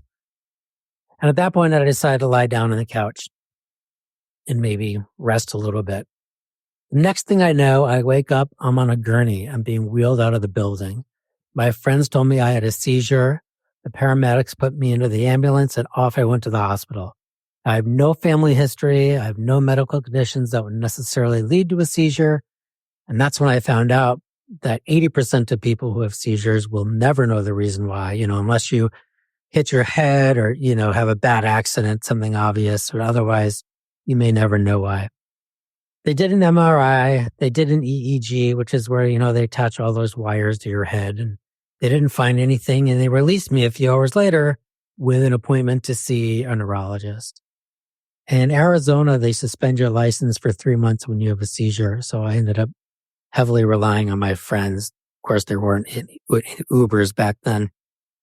I got home. It was really weird because I found my apartment pretty messed up. There was a huge dent in the door to my bedroom, and I found blood on the corner of my bed and on the shower curtain. And I'm like, what the hell happened here? It looked like a small crime scene. I ended up having about a total of 8 seizures over the next 2 years, and most of them happened at work. I would wake up in the arms of my friends on the floor. They all took very good care of me. I was grateful for that. I always told them just hold me steady whenever that happens. But whatever you do, don't call the ambulance because there's nothing they can do anyway. And the ride to the hospital and the ambulance costs about $800.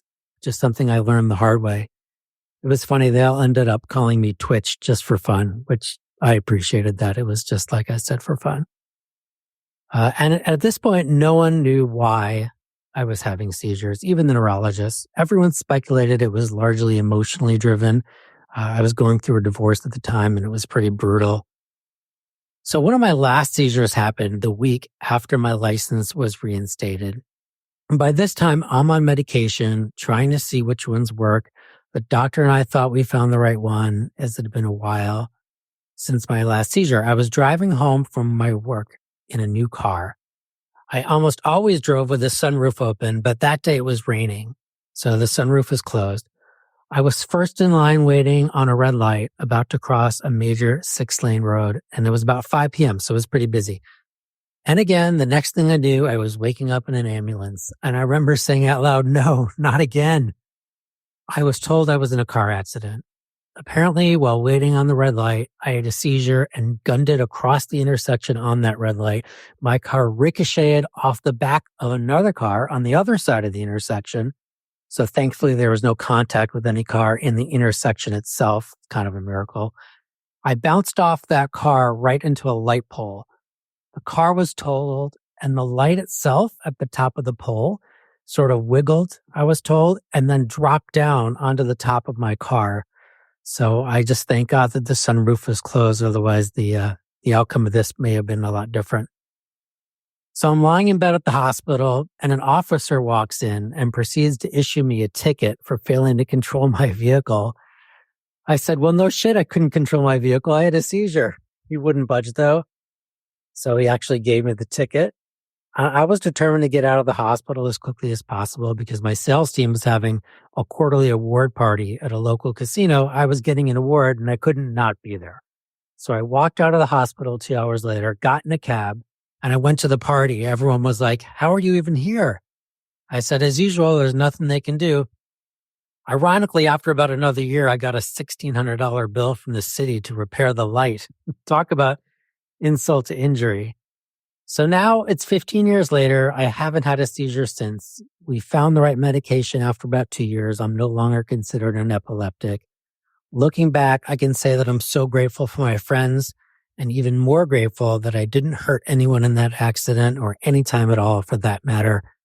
I'm sure that's something that would have required years of therapy to get over had that happened.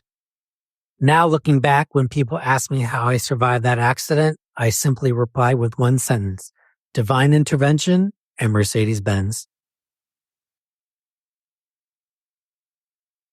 In 2001, my boyfriend's best friend was getting married, and my boyfriend was the best man. We lived in Manhattan. The wedding was scheduled on a Saturday night at a venue about 90 minutes from where we lived. Luckily, my mom lived about 15 minutes away from the venue, and we planned to stay there for the weekend with her. We made a plan that on Friday, the day before the wedding, my boyfriend would take everything we needed for the wedding and drive to my mom's house in our car. He needed to be there a day early to help with the wedding plans and rehearsal dinner. Because I couldn't take the day off of work that Friday, my plan was to take the Long Island Railroad to my mom's house on Saturday morning, along with our cat, and we would meet up at the wedding venue Saturday night. Saturday morning, I woke up early, put our cat in the cat carrier, and took the subway to Penn Station to catch the train to Long Island. Just as I was leaving our apartment, I noticed a pair of pajama pants I forgot to pack and threw them into my bag. The train ride is about an hour and 20 minutes, which I had taken many times. I boarded the train at Penn, switched trains at Jamaica without incident. It was Saturday morning, and the train was pretty empty, so I was able to get a seat for my cat and for me. About 3 stops away from my final destination, when completely out of nowhere, I felt that gurgling, churning, crampy feeling in my stomach that we've all experienced as our body is warning us that something bad is about to happen. The feeling went away pretty quickly, and I thought I would easily make it another 15 minutes to my final destination. However, about 2 minutes later, the cramping and gurgling ramped up, but now it was 100 times worse. At this point, I started using Lamaze breathing and positioning myself horizontally across the seats to stop the inevitable. But it was too late. Just as we pulled into the Cold Spring Harbor Station, which is 1 stop before my final destination, there was an explosion into my low-rise bootcut jeans. I immediately grabbed my bag, the cat, and ran off the train as soon as the doors opened. I have since learned that there is usually one bathroom on the train, but there definitely was not one located in my train car, and there was no way I would have found it in time. No one else got off the train at that station, and it was completely empty. I stood on the train platform trying to gather my thoughts. I knew I needed to get these poopy pants off ASAP, but didn't know what to do, and my cat was going crazy in the carrier, meowing. When I remembered that I had pajama pants that I threw in my bag just before I left my apartment, I was so happy. And as luck would have it, I also had a half-full packet of dried-out wet wipes in my bag. I ran down under the train trestle, and thankfully I am really small, so I was able to fit standing up. I peeled off the poopy jeans, threw them under the trestle, cleaned up using the dried out wet wipes, and put the pajama pants on. Once I was changed, I pulled out my flip phone to call my mom, who was waiting for me at the final destination, but got very worried when I didn't get off the train. I then had the privilege of telling her that her adult daughter pooped her pants on the train and was standing under the trestle with her cat in pajama pants. We then faced another challenge. She had no idea where Cold Spring Harbor train station was or how to get there, and I also had no idea where I was. This was before smartphones and GPS, so the only way to get somewhere was to get directions or to use a map. I I told my mom I would call my dad, who's kind of like the Vasco da Gama of the tri-state area and basically could navigate anywhere. Unfortunately, my dad had no idea where the station was. As an aside, he happened to be walking into a movie theater with my brother, who was out of state, and had to walk outside of the theater because he was laughing so hard about what happened to me. My next idea was to call 411, remember that, to get a phone number for a taxi to pick me up. I called the taxi company, and for reasons I still don't understand, they told me that taxis do not do train pickups on weekends in Cold Spring Harbor. I thought they were joking, but they really would not pick me up. My only option at that point was to wait for the next train to arrive, which I learned would not be for another hour. It was early spring and pretty cold outside, and I was not dressed appropriately. Plus, I was feeling pretty gross because I just pooped in my pants. As I was about to walk up to the train platform and wait for the next train, a cab pulled into the station. The driver needed to use the payphone. I ran over and begged him to take me to the station where my mom was waiting. He refused at first, but he finally relented. He asked me why I was there in the first place, and I lied and told him that my cat got sick on the train. He put a blanket down in the back seat under my cat's carrier just in case. I met my mom. She took me to her house. I showered, got dressed for the wedding, and never told anyone. I've since moved out of New York and haven't taken a train in years. I now have 2 teenage children, and wherever we're flying somewhere, I always bring an extra pair of underwear for all of us in our carry-on, just in case. The story that I'm going to tell today happened when I was in my young 20s and working in my downtown. I was in the restaurant business. I was a manager, so I would leave the restaurant pretty late at night, and I left pretty late one night. I drove to our local Walmart in town and bought some windshield wiper fluid to refill my car. This was probably around 11:30 p.m. And I filled up my car with fluid in the Walmart parking lot. So the Walmart was in a neighboring town. It took me probably about 15 minutes to get from that Walmart back to my downtown apartment that I had at the time. I pretty quickly realized that evening when I left that parking lot that someone was following me. Being that I was so young, I kind of went into high alert. But thankfully, my instincts kicked in and I stopped near my apartment, but not right at my apartment. And I parked my car, and then something told me it's just not right. So I started to slowly drive away. And when I got to the next alley that was open beyond one of the buildings, there was a car sitting there waiting with its lights turned off, and a man was starting to get outside of the car. He was waiting for me to get out of my car. And totally freaked me out. I sped off. Thankfully, the police station was right around the corner, so I drove straight there. I called my boyfriend at the time, told him what happened, and it was a pretty scary situation, but ultimately it ended up just fine. So I'd like to share my message just to remind young women to be vigilant in the late evenings and when you're all alone. Thank you so much for letting me tell my story. I grew up in central Arizona, became a Christian, adopted my dad's conservative political views, and joined the Navy after high school. I eventually moved to the suburbs of Washington, D.C., and worked for the Navy as a contractor, then as a federal civilian. My bubble was intact, and all was well. In 2016, my friend group expanded, and I heard about experiences that were far different than mine. I started reading different authors, listening to people I hadn't before, and asking questions I had never dared. The truths I was learning clashed with the stories foundational to my identities. I started asking about the history that was not taught in school. Why didn't Black service members get the GI Bill after returning from the World Wars? How is a Black family supposed to build generational wealth when redlining is legal? I learned the United States was populated with between 5 and 15 million indigenous people. I now question the integrity of the origin story I grew up with as I read about all the broken treaties. I was told we were founded on Christian principles that didn't align with the slaughter of millions. The disparities between black and white maternal death rates, infant mortality, and preterm birth rates dumbfounded me. The questions continued.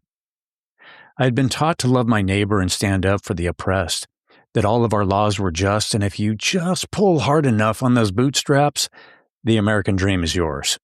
I'd always believed that the United States had moved beyond race being a factor in the lives of its citizens, but I had recently learned that that was not the case. I questioned, how can this country move forward if we don't embrace the truth? I was tired of being lied to in support of a myth. On Monday, May 25th, 2020, just like everyone else in the country, I rewatched the clip of George Floyd being murdered. Constraining my horror to social media comments was not going to be possible. The following Sunday, May 31st, I completed my first of 101 weeks of walking every street and alley in Washington, D.C., while wearing a large sandwich board sign that read, "Black and Brown Lives Matter." I was out to be an encouragement to those that the project resonated with and have conversations with anyone who wanted to talk. The following day, I would post a reflection, pictures, and a GPS map of the walk. Most passers-by assumed I was just a middle-aged white guy out trying to earn liberal brownie points. While the physical characteristics may have been true, the interior was not. I was a straight-ticket conservative from 1988 through 2016, a Navy veteran, an evangelical Christian, and someone who followed the rules. I had spent nearly half a century despising liberals and became despised by conservatives the moment I slipped on the sign. I had never protested anything and was scared of climbing out of my car to start the walk. I planned for the worst and hoped for the best. Spare glasses, phone, keys, and ID in the car, and my belt could be used as a tourniquet if needed. I learned no group is a monolith. I encouraged and angered all kinds of folks. Black, white, brown, rich, poor, everyone took a position about what I was doing, and I walked at the speed of conversation. Raymond Coates saw me walking down his alley and invited me into his backyard for a break and a chat. He had spent time in the infamous Lorton Prison in Virginia and was well versed in history.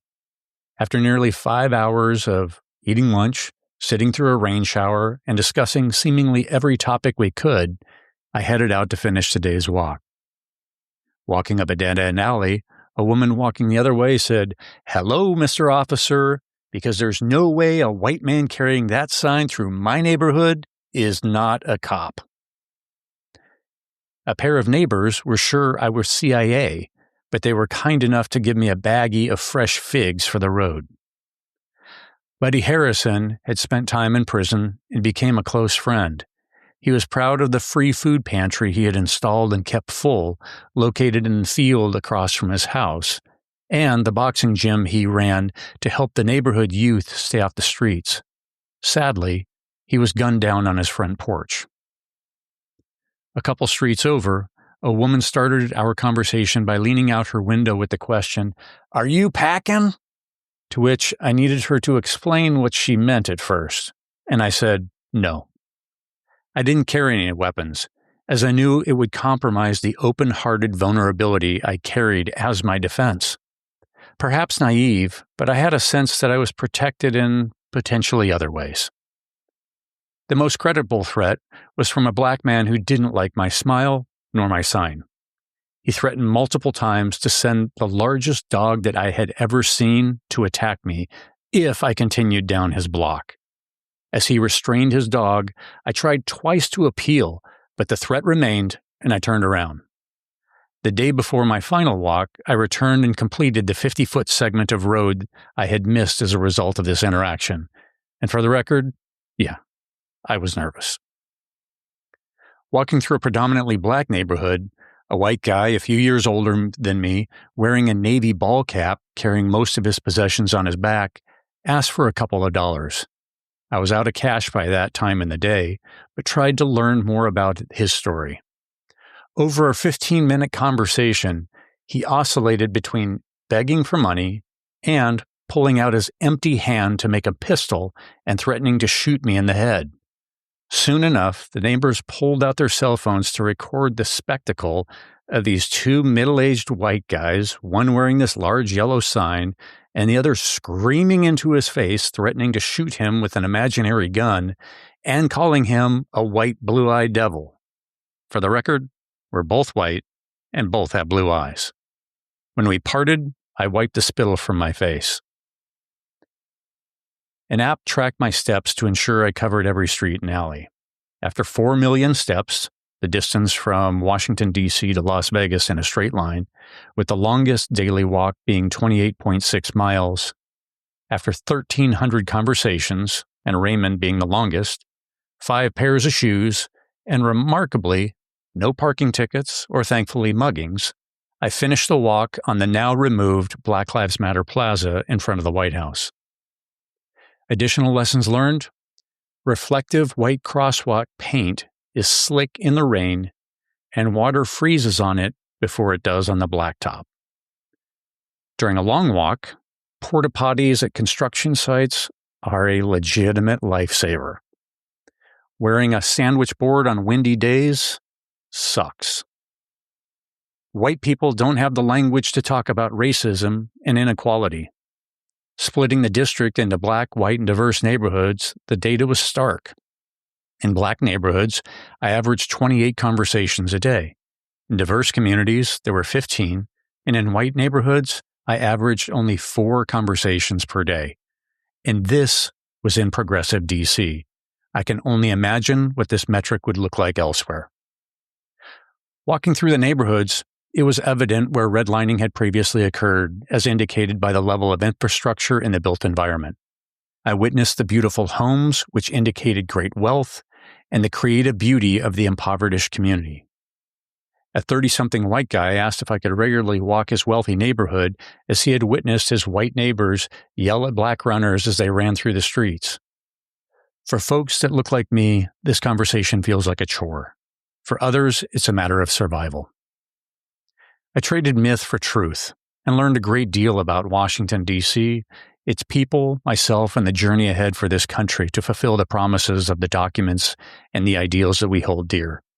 One guy chased me down and said, "I figured you'd lost a bet. We're crazy or we're very committed." And he wanted clarity.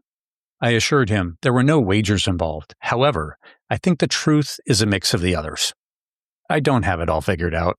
Biases remain. I keep learning, stumbling, getting it wrong, and needing others to speak into my life. I sat on porches with those who had marched during the civil rights movement, and glad they were sitting this one out and enjoying lemonade. Their turn of marching is long over, and the baton passed to a new generation. I discovered the bend of the moral arc of the universe towards justice will not happen on its own, but rather bent by the effort of regular people stepping up to take their turn, pulling and heaving it into place. My name is Kelly, and this is my story of going back to my childhood home. My older sister and I now live in Pennsylvania, but grew up in a small, remote, mountainous town in Northern California during the 1970s. We grew up on a small ranch, about 4 acres, with pastures that we cleared for our cattle, a horse, dog, and cats, and sometimes we even had other farm animals like donkeys and mules. My mother always had a large vegetable garden, and she liked to can those vegetables also.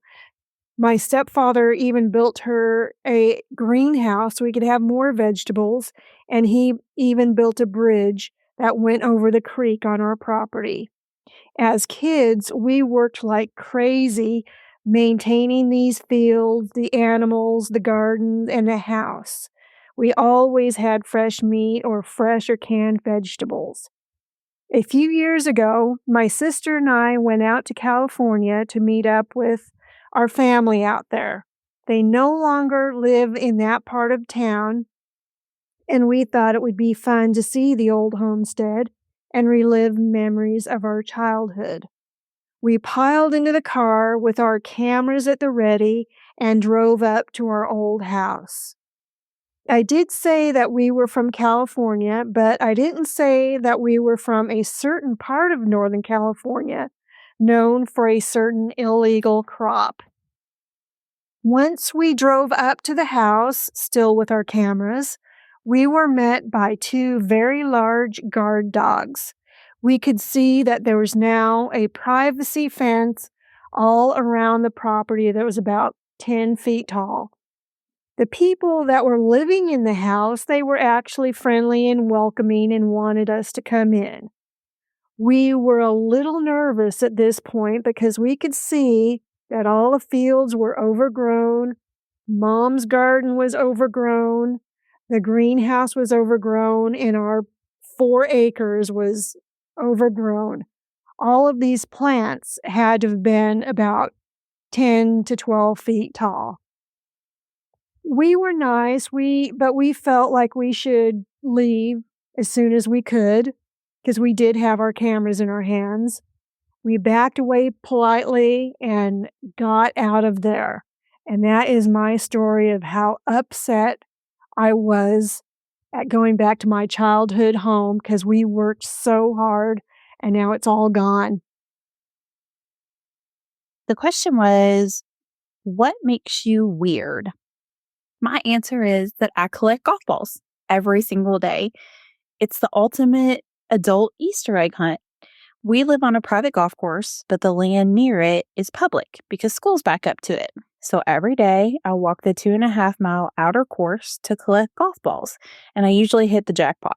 Most days I find about 15 balls on average, but my most for a day is 30. If you're thinking that I find balls just laying on a golf green type surface, think again. Only about 1 out of 10 is an easy find. I walk through tall grass and weeds to find them, and most of my walk is spent looking down. I've learned to shuffle my feet so that I know what a golf ball feels like underneath my shoes, and I know that a golf ball hidden in grass looks blue, not white. It's a really fun hobby. I put them in the fanny pack as I go, and the more I find, the happier I am. I did it for a long time. Came home and threw them in a 5-gallon bucket, and then I realized that I could actually organize them, which would make me much happier.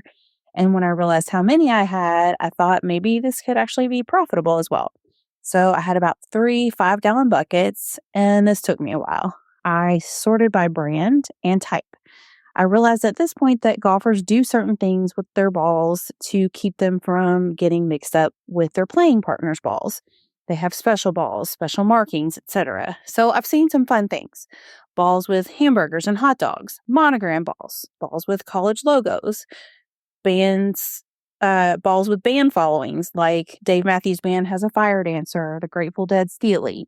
Or they just make 3 dots in a certain color, or they mark through the type of ball that it is, which really irritates me because I have to clean that with alcohol so that I can later sort it. So someone asked me if there has ever been a ball so cool or unusual that I couldn't get rid of it.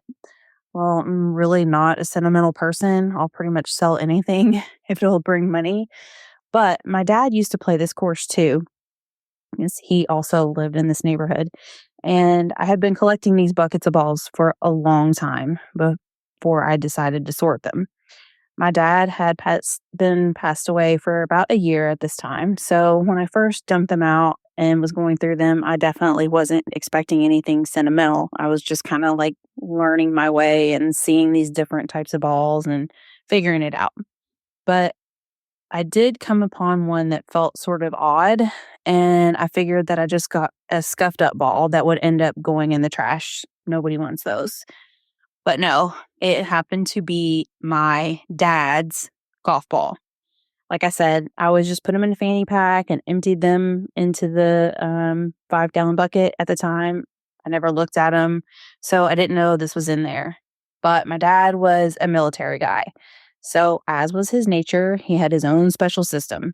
Apparently, this was to take white out to every single golf ball, wait for it to dry, and then mark his initials, which was, of course, cheaper, more efficient, and just as neat as a monogram machine if you could see his handwriting.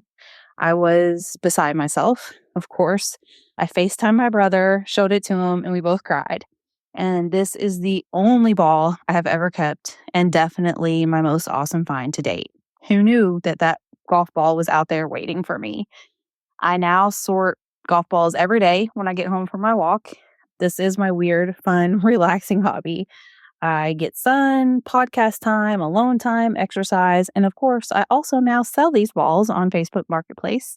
I have repeat customers, and I make enough fun money through each summer that I definitely consider it well worth it.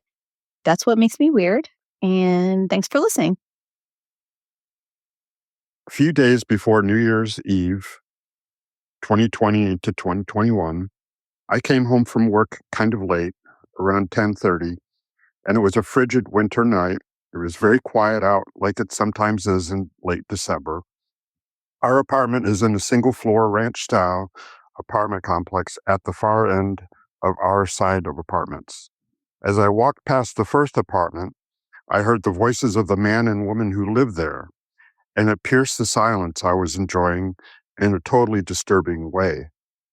It was loud enough that I could hear it through the walls and very clearly, and while I can't remember the words, I heard the anger in his voice and the distress in hers. Whatever was said, the way it was said, made the hair on my neck stand up at attention. I'd never formally met them, but they were cordial enough. They had two beautiful little girls, aged 6 and 9, and in the warm weather, they played outside and always said, "Hi," whenever we walked by. They were friendly people, but this was 2020 going into 2021, and as far as I could tell, the husband was unemployed because of the pandemic. Their car was broke down, so we'd see the wife coming back from or going to the bus stop. You could hear the tension between them. I was alarmed by this exchange, and I had overheard, and once in our apartment, I told my wife and asked what I should do. Should I call the police? They were African Americans, and it was problematic at best. This was still close to the Black Lives Matter movement, and recently a black man had been shot and killed in his own garage going into his house. There were a lot of car break-ins in the neighborhood, and someone had called in suspicious man in that neighborhood. Should I knock and see if they were okay? Obviously, that was a dangerous path to take for me, an older white man, being as I am, to make during this argument that essentially was none of my business. So we decided to do nothing because there were no good options. I went to bed, and while I was concerned, we thought it would resolve itself on its own. Now, on New Year's Eve, there was the excited cacophony of fireworks in the neighborhood, but by the end of the cold and drizzly day of New Year's Day, it was cold again and quiet. So it was surprising at around 11 p.m. to hear 3 loud pops that, as people always say, sounded like fireworks. I had a disturbing feeling suddenly, and moments later, there were cop cars everywhere, including directly in front of our apartment. I immediately knew what happened, as the activity was at their apartment. I opened the door to peek outside, and a cop with his gun drawn yelled, "Get back inside and shut your door, sir." The next hour was a series of sirens and the squad cars outside. Our window had its lights going and was there idling for at least an hour, if not 2 or 3. I was in shock because my intuitions had been correct, but I still don't know the extent of what happened at that point. My wife was on her iPhone scrolling the neighborhood page and eventually learned that there had been a heated argument. The husband had his gun, but the wife ran out of the apartment and escaped with no injury. She wasn't able to grab the 2 girls, however. There was no time. So the husband shot the 2 girls and then himself. The first police that arrived first grabbed the girls and put them into his cruiser and rushed them to the hospital instead of waiting for an ambulance.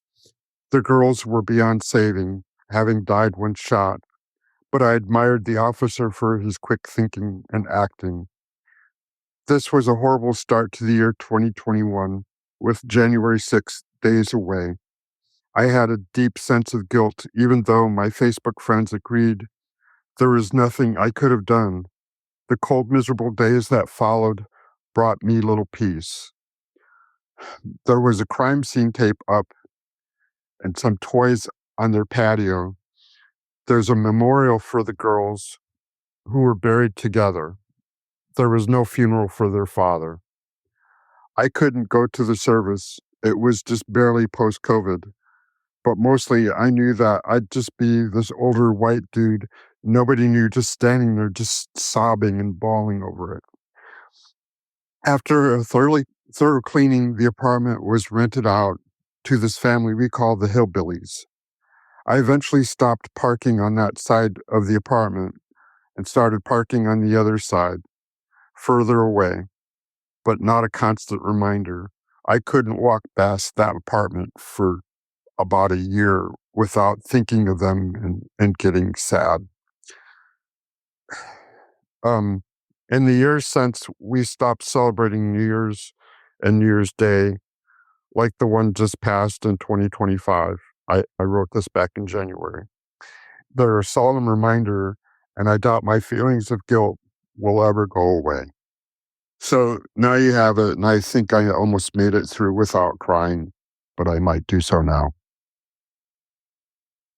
It all started when I was born and kept my parents up for weeks. They told me I had a case of colic, as some babies do. But the main thing that helped me relax wasn't the special formula. It was Elton John's Time Dancer song. As time went on, I began to have signs of autism, like stimming, rocking, flapping. But every doctor we saw would dismiss us, saying I was just quirky. I would eventually get diagnosed, but it wasn't until later in life at 19 years old.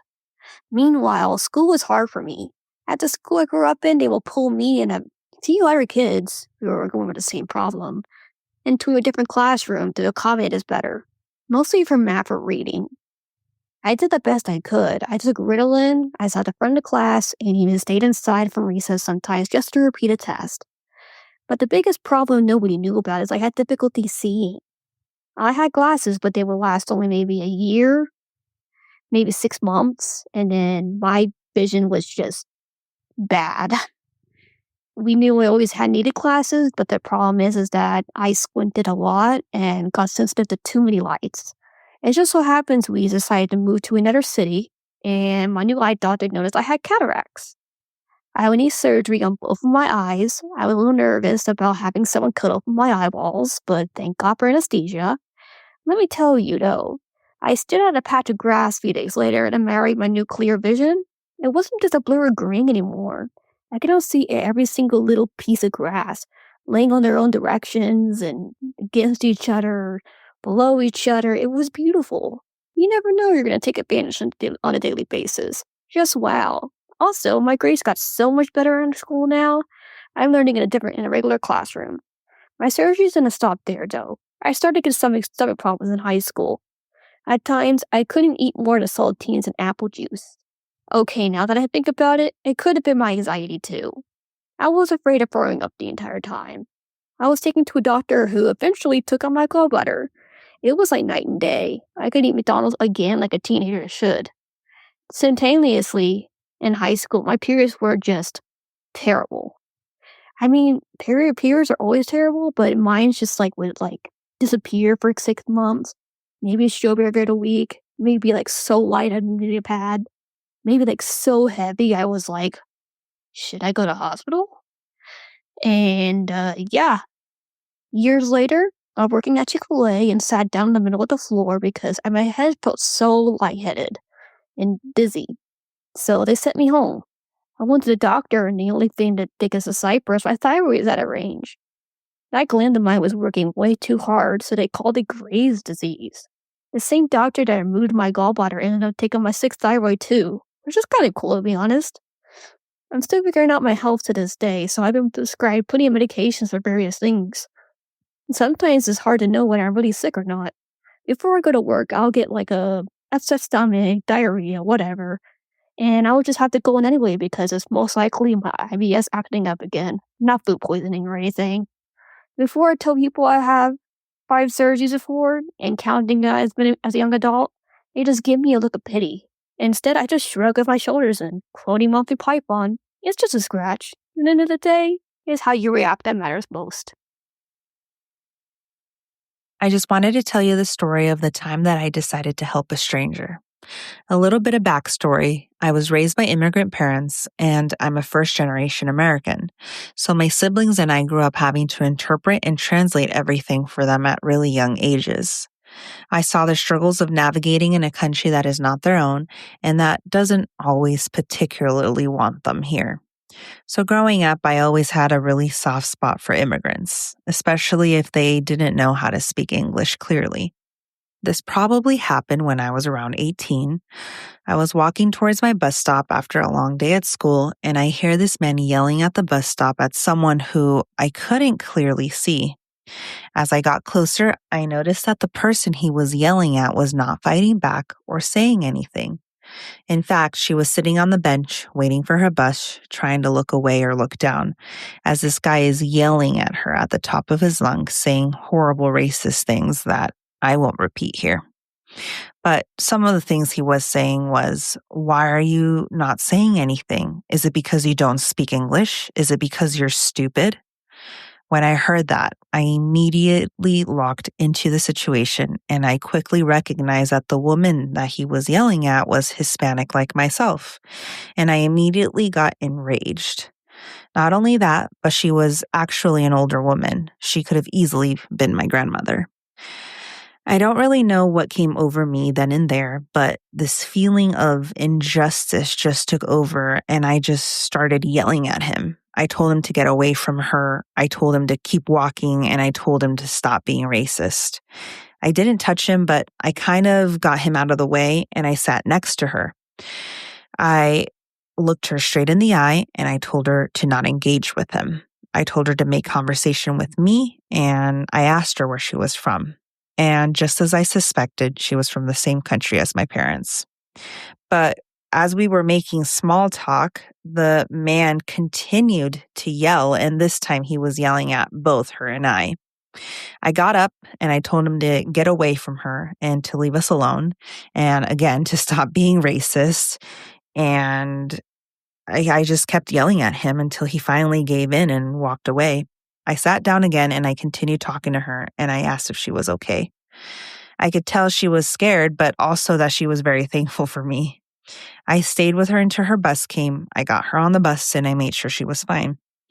I did offer to go with her to whatever bus stop she was going to make sure she felt okay, but I didn't end up having to do that. She did thank me a lot and we parted ways. Honestly, I would have done that for any immigrant, whether they did or didn't speak my native language. But the point of the story is that I will always try to defend people, especially if they are of a vulnerable kind, like most people who have recently arrived from other countries for a better opportunity here. Because I just can't imagine how scary it must feel to be in a country where you don't know your way around and have to learn a completely new language that takes years to master and feel confident enough to defend yourself in everyday life situations. Thank you, Scott, for the kindness you always display on the show. I hope you know how many people's lives you impact and also how you make my day every time I see a new episode pop up. When my son Zach was in first grade, he had this little female friend that I'm going to call S. They were super sweet together. They played with each other. They followed each other around. I think there was a little bit of a crush going on, but it was so sweet, innocent. Definitely nothing concerning. Well, one day when I'm in line at the school pickup, his teacher brings Zach to the car and opens the door for him. While he's getting settled in and buckling himself up, she leans in to whisper to me. She says, so I've been having issues with Zach today. I caught him running his hand up S's thigh. I asked him to stop, but every time I would turn around, I would catch him again running his little hand up her thigh. And he was getting pretty high up there. At this point, I'm blushing. And she proceeds to say, sometimes children see mom and dad do things and they want to emulate them. If you could talk to him, I would really appreciate it so we could discourage it from happening. At this point, I am mortified. She thinks that Zach has picked this up from watching my husband and I. Oh my God, I could not get away from there fast enough. Cut to later that night when we finally all settle down, have done homework. I pull Zach aside and I start the conversation carefully. So, Zach, I heard today that you kept being asked to stop touching S's leg. I wanted to talk to you about it. And suddenly Zach beams and he starts telling me that S has really, really soft pants and they feel so good.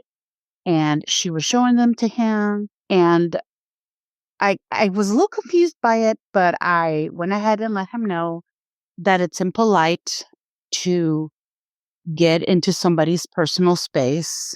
And it's a better idea not to pet our friends.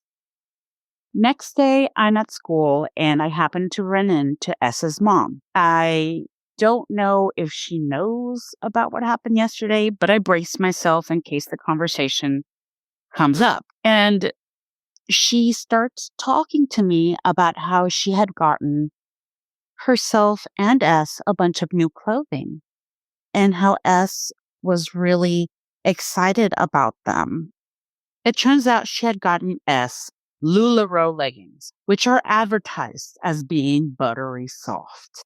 So, in fact, Zach was just innocently feeling the softness of the leggings, not realizing that where he was touching was an inappropriate place.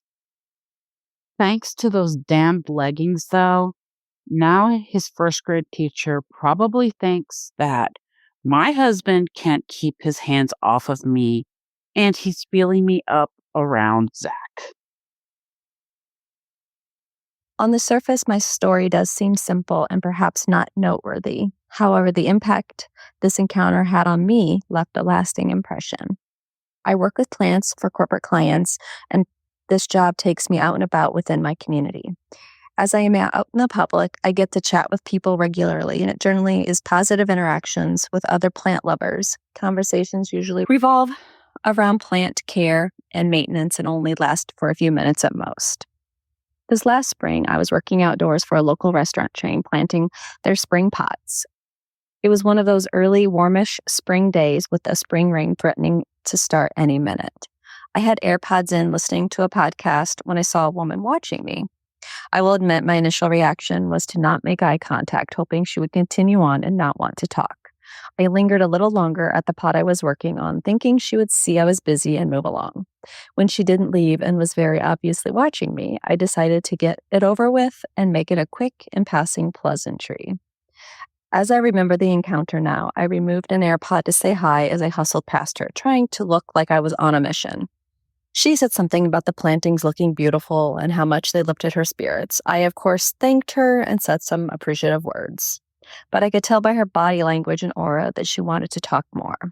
In that split second, I recalled a story I had recently heard about how when we help strangers, whether it be cash or food to a panhandler, maybe holding the door for a stranger, smiling, asking your server how they're doing, just being kind in general, that in those moments you are helping an angel.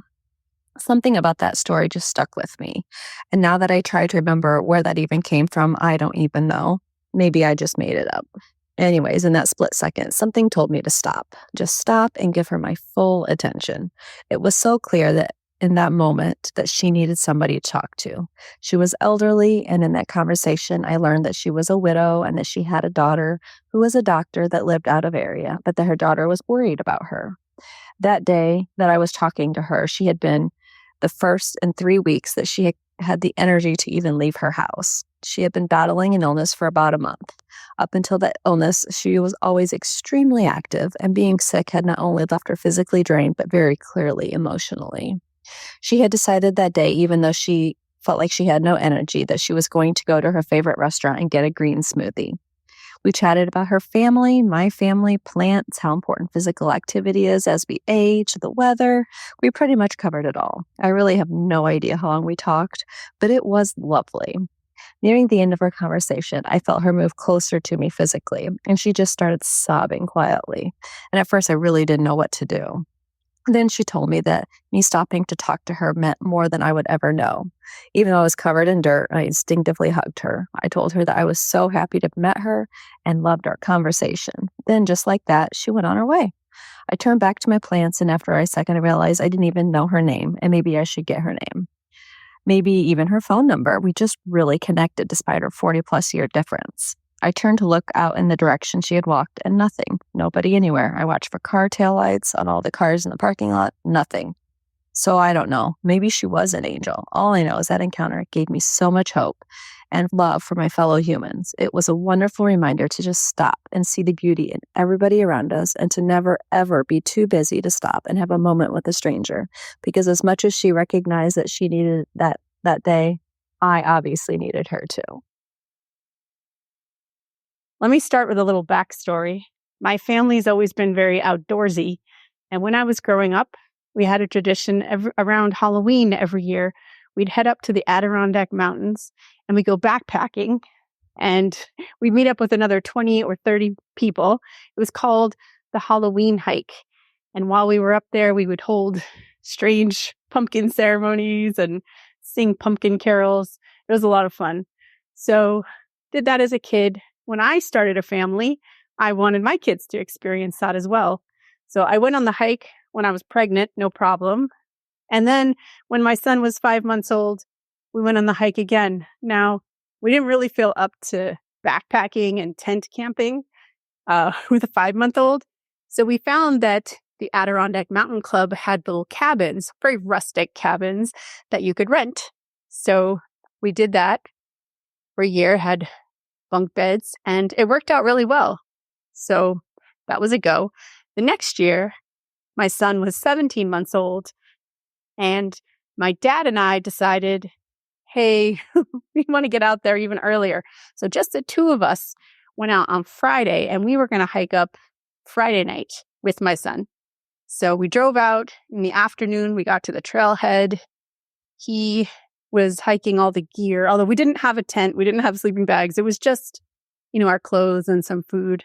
And then I had my son in a backpack on my back, and we headed out. It was, pretty cold, but not too bad. It's probably a 3 to 5 mile hike. I don't remember exactly how far, but at some point it started snowing. This is not good. My son did not like that.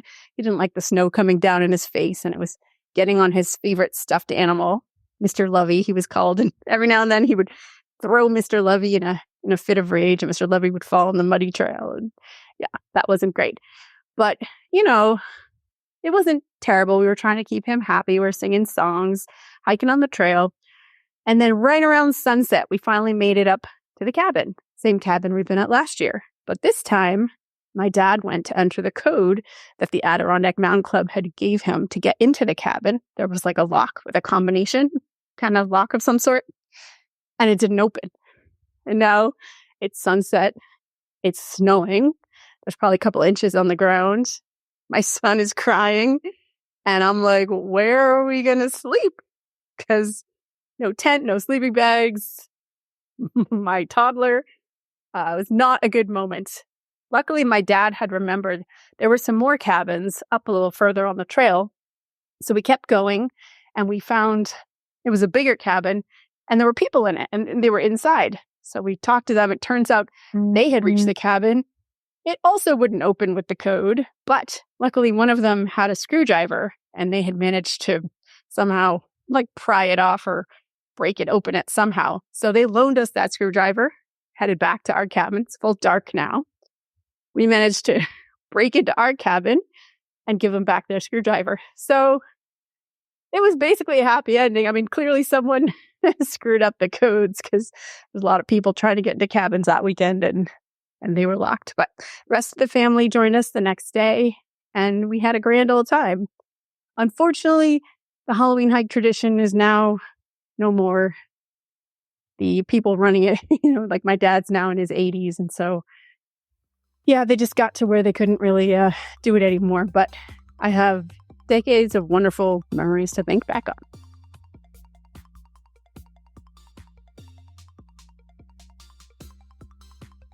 And that's a wrap for 2025. I hope this was a good year for you. For me, it brought some pretty big changes personally, and overall, in the long run, these changes are good. I've got lots of great new What Was That Like stories in the pipeline, and I'm looking forward to an amazing 2026. Graphics for this episode were created by Bob Bretz. Full episode transcription was created by James Lai. Stay safe, and I'll see you next year.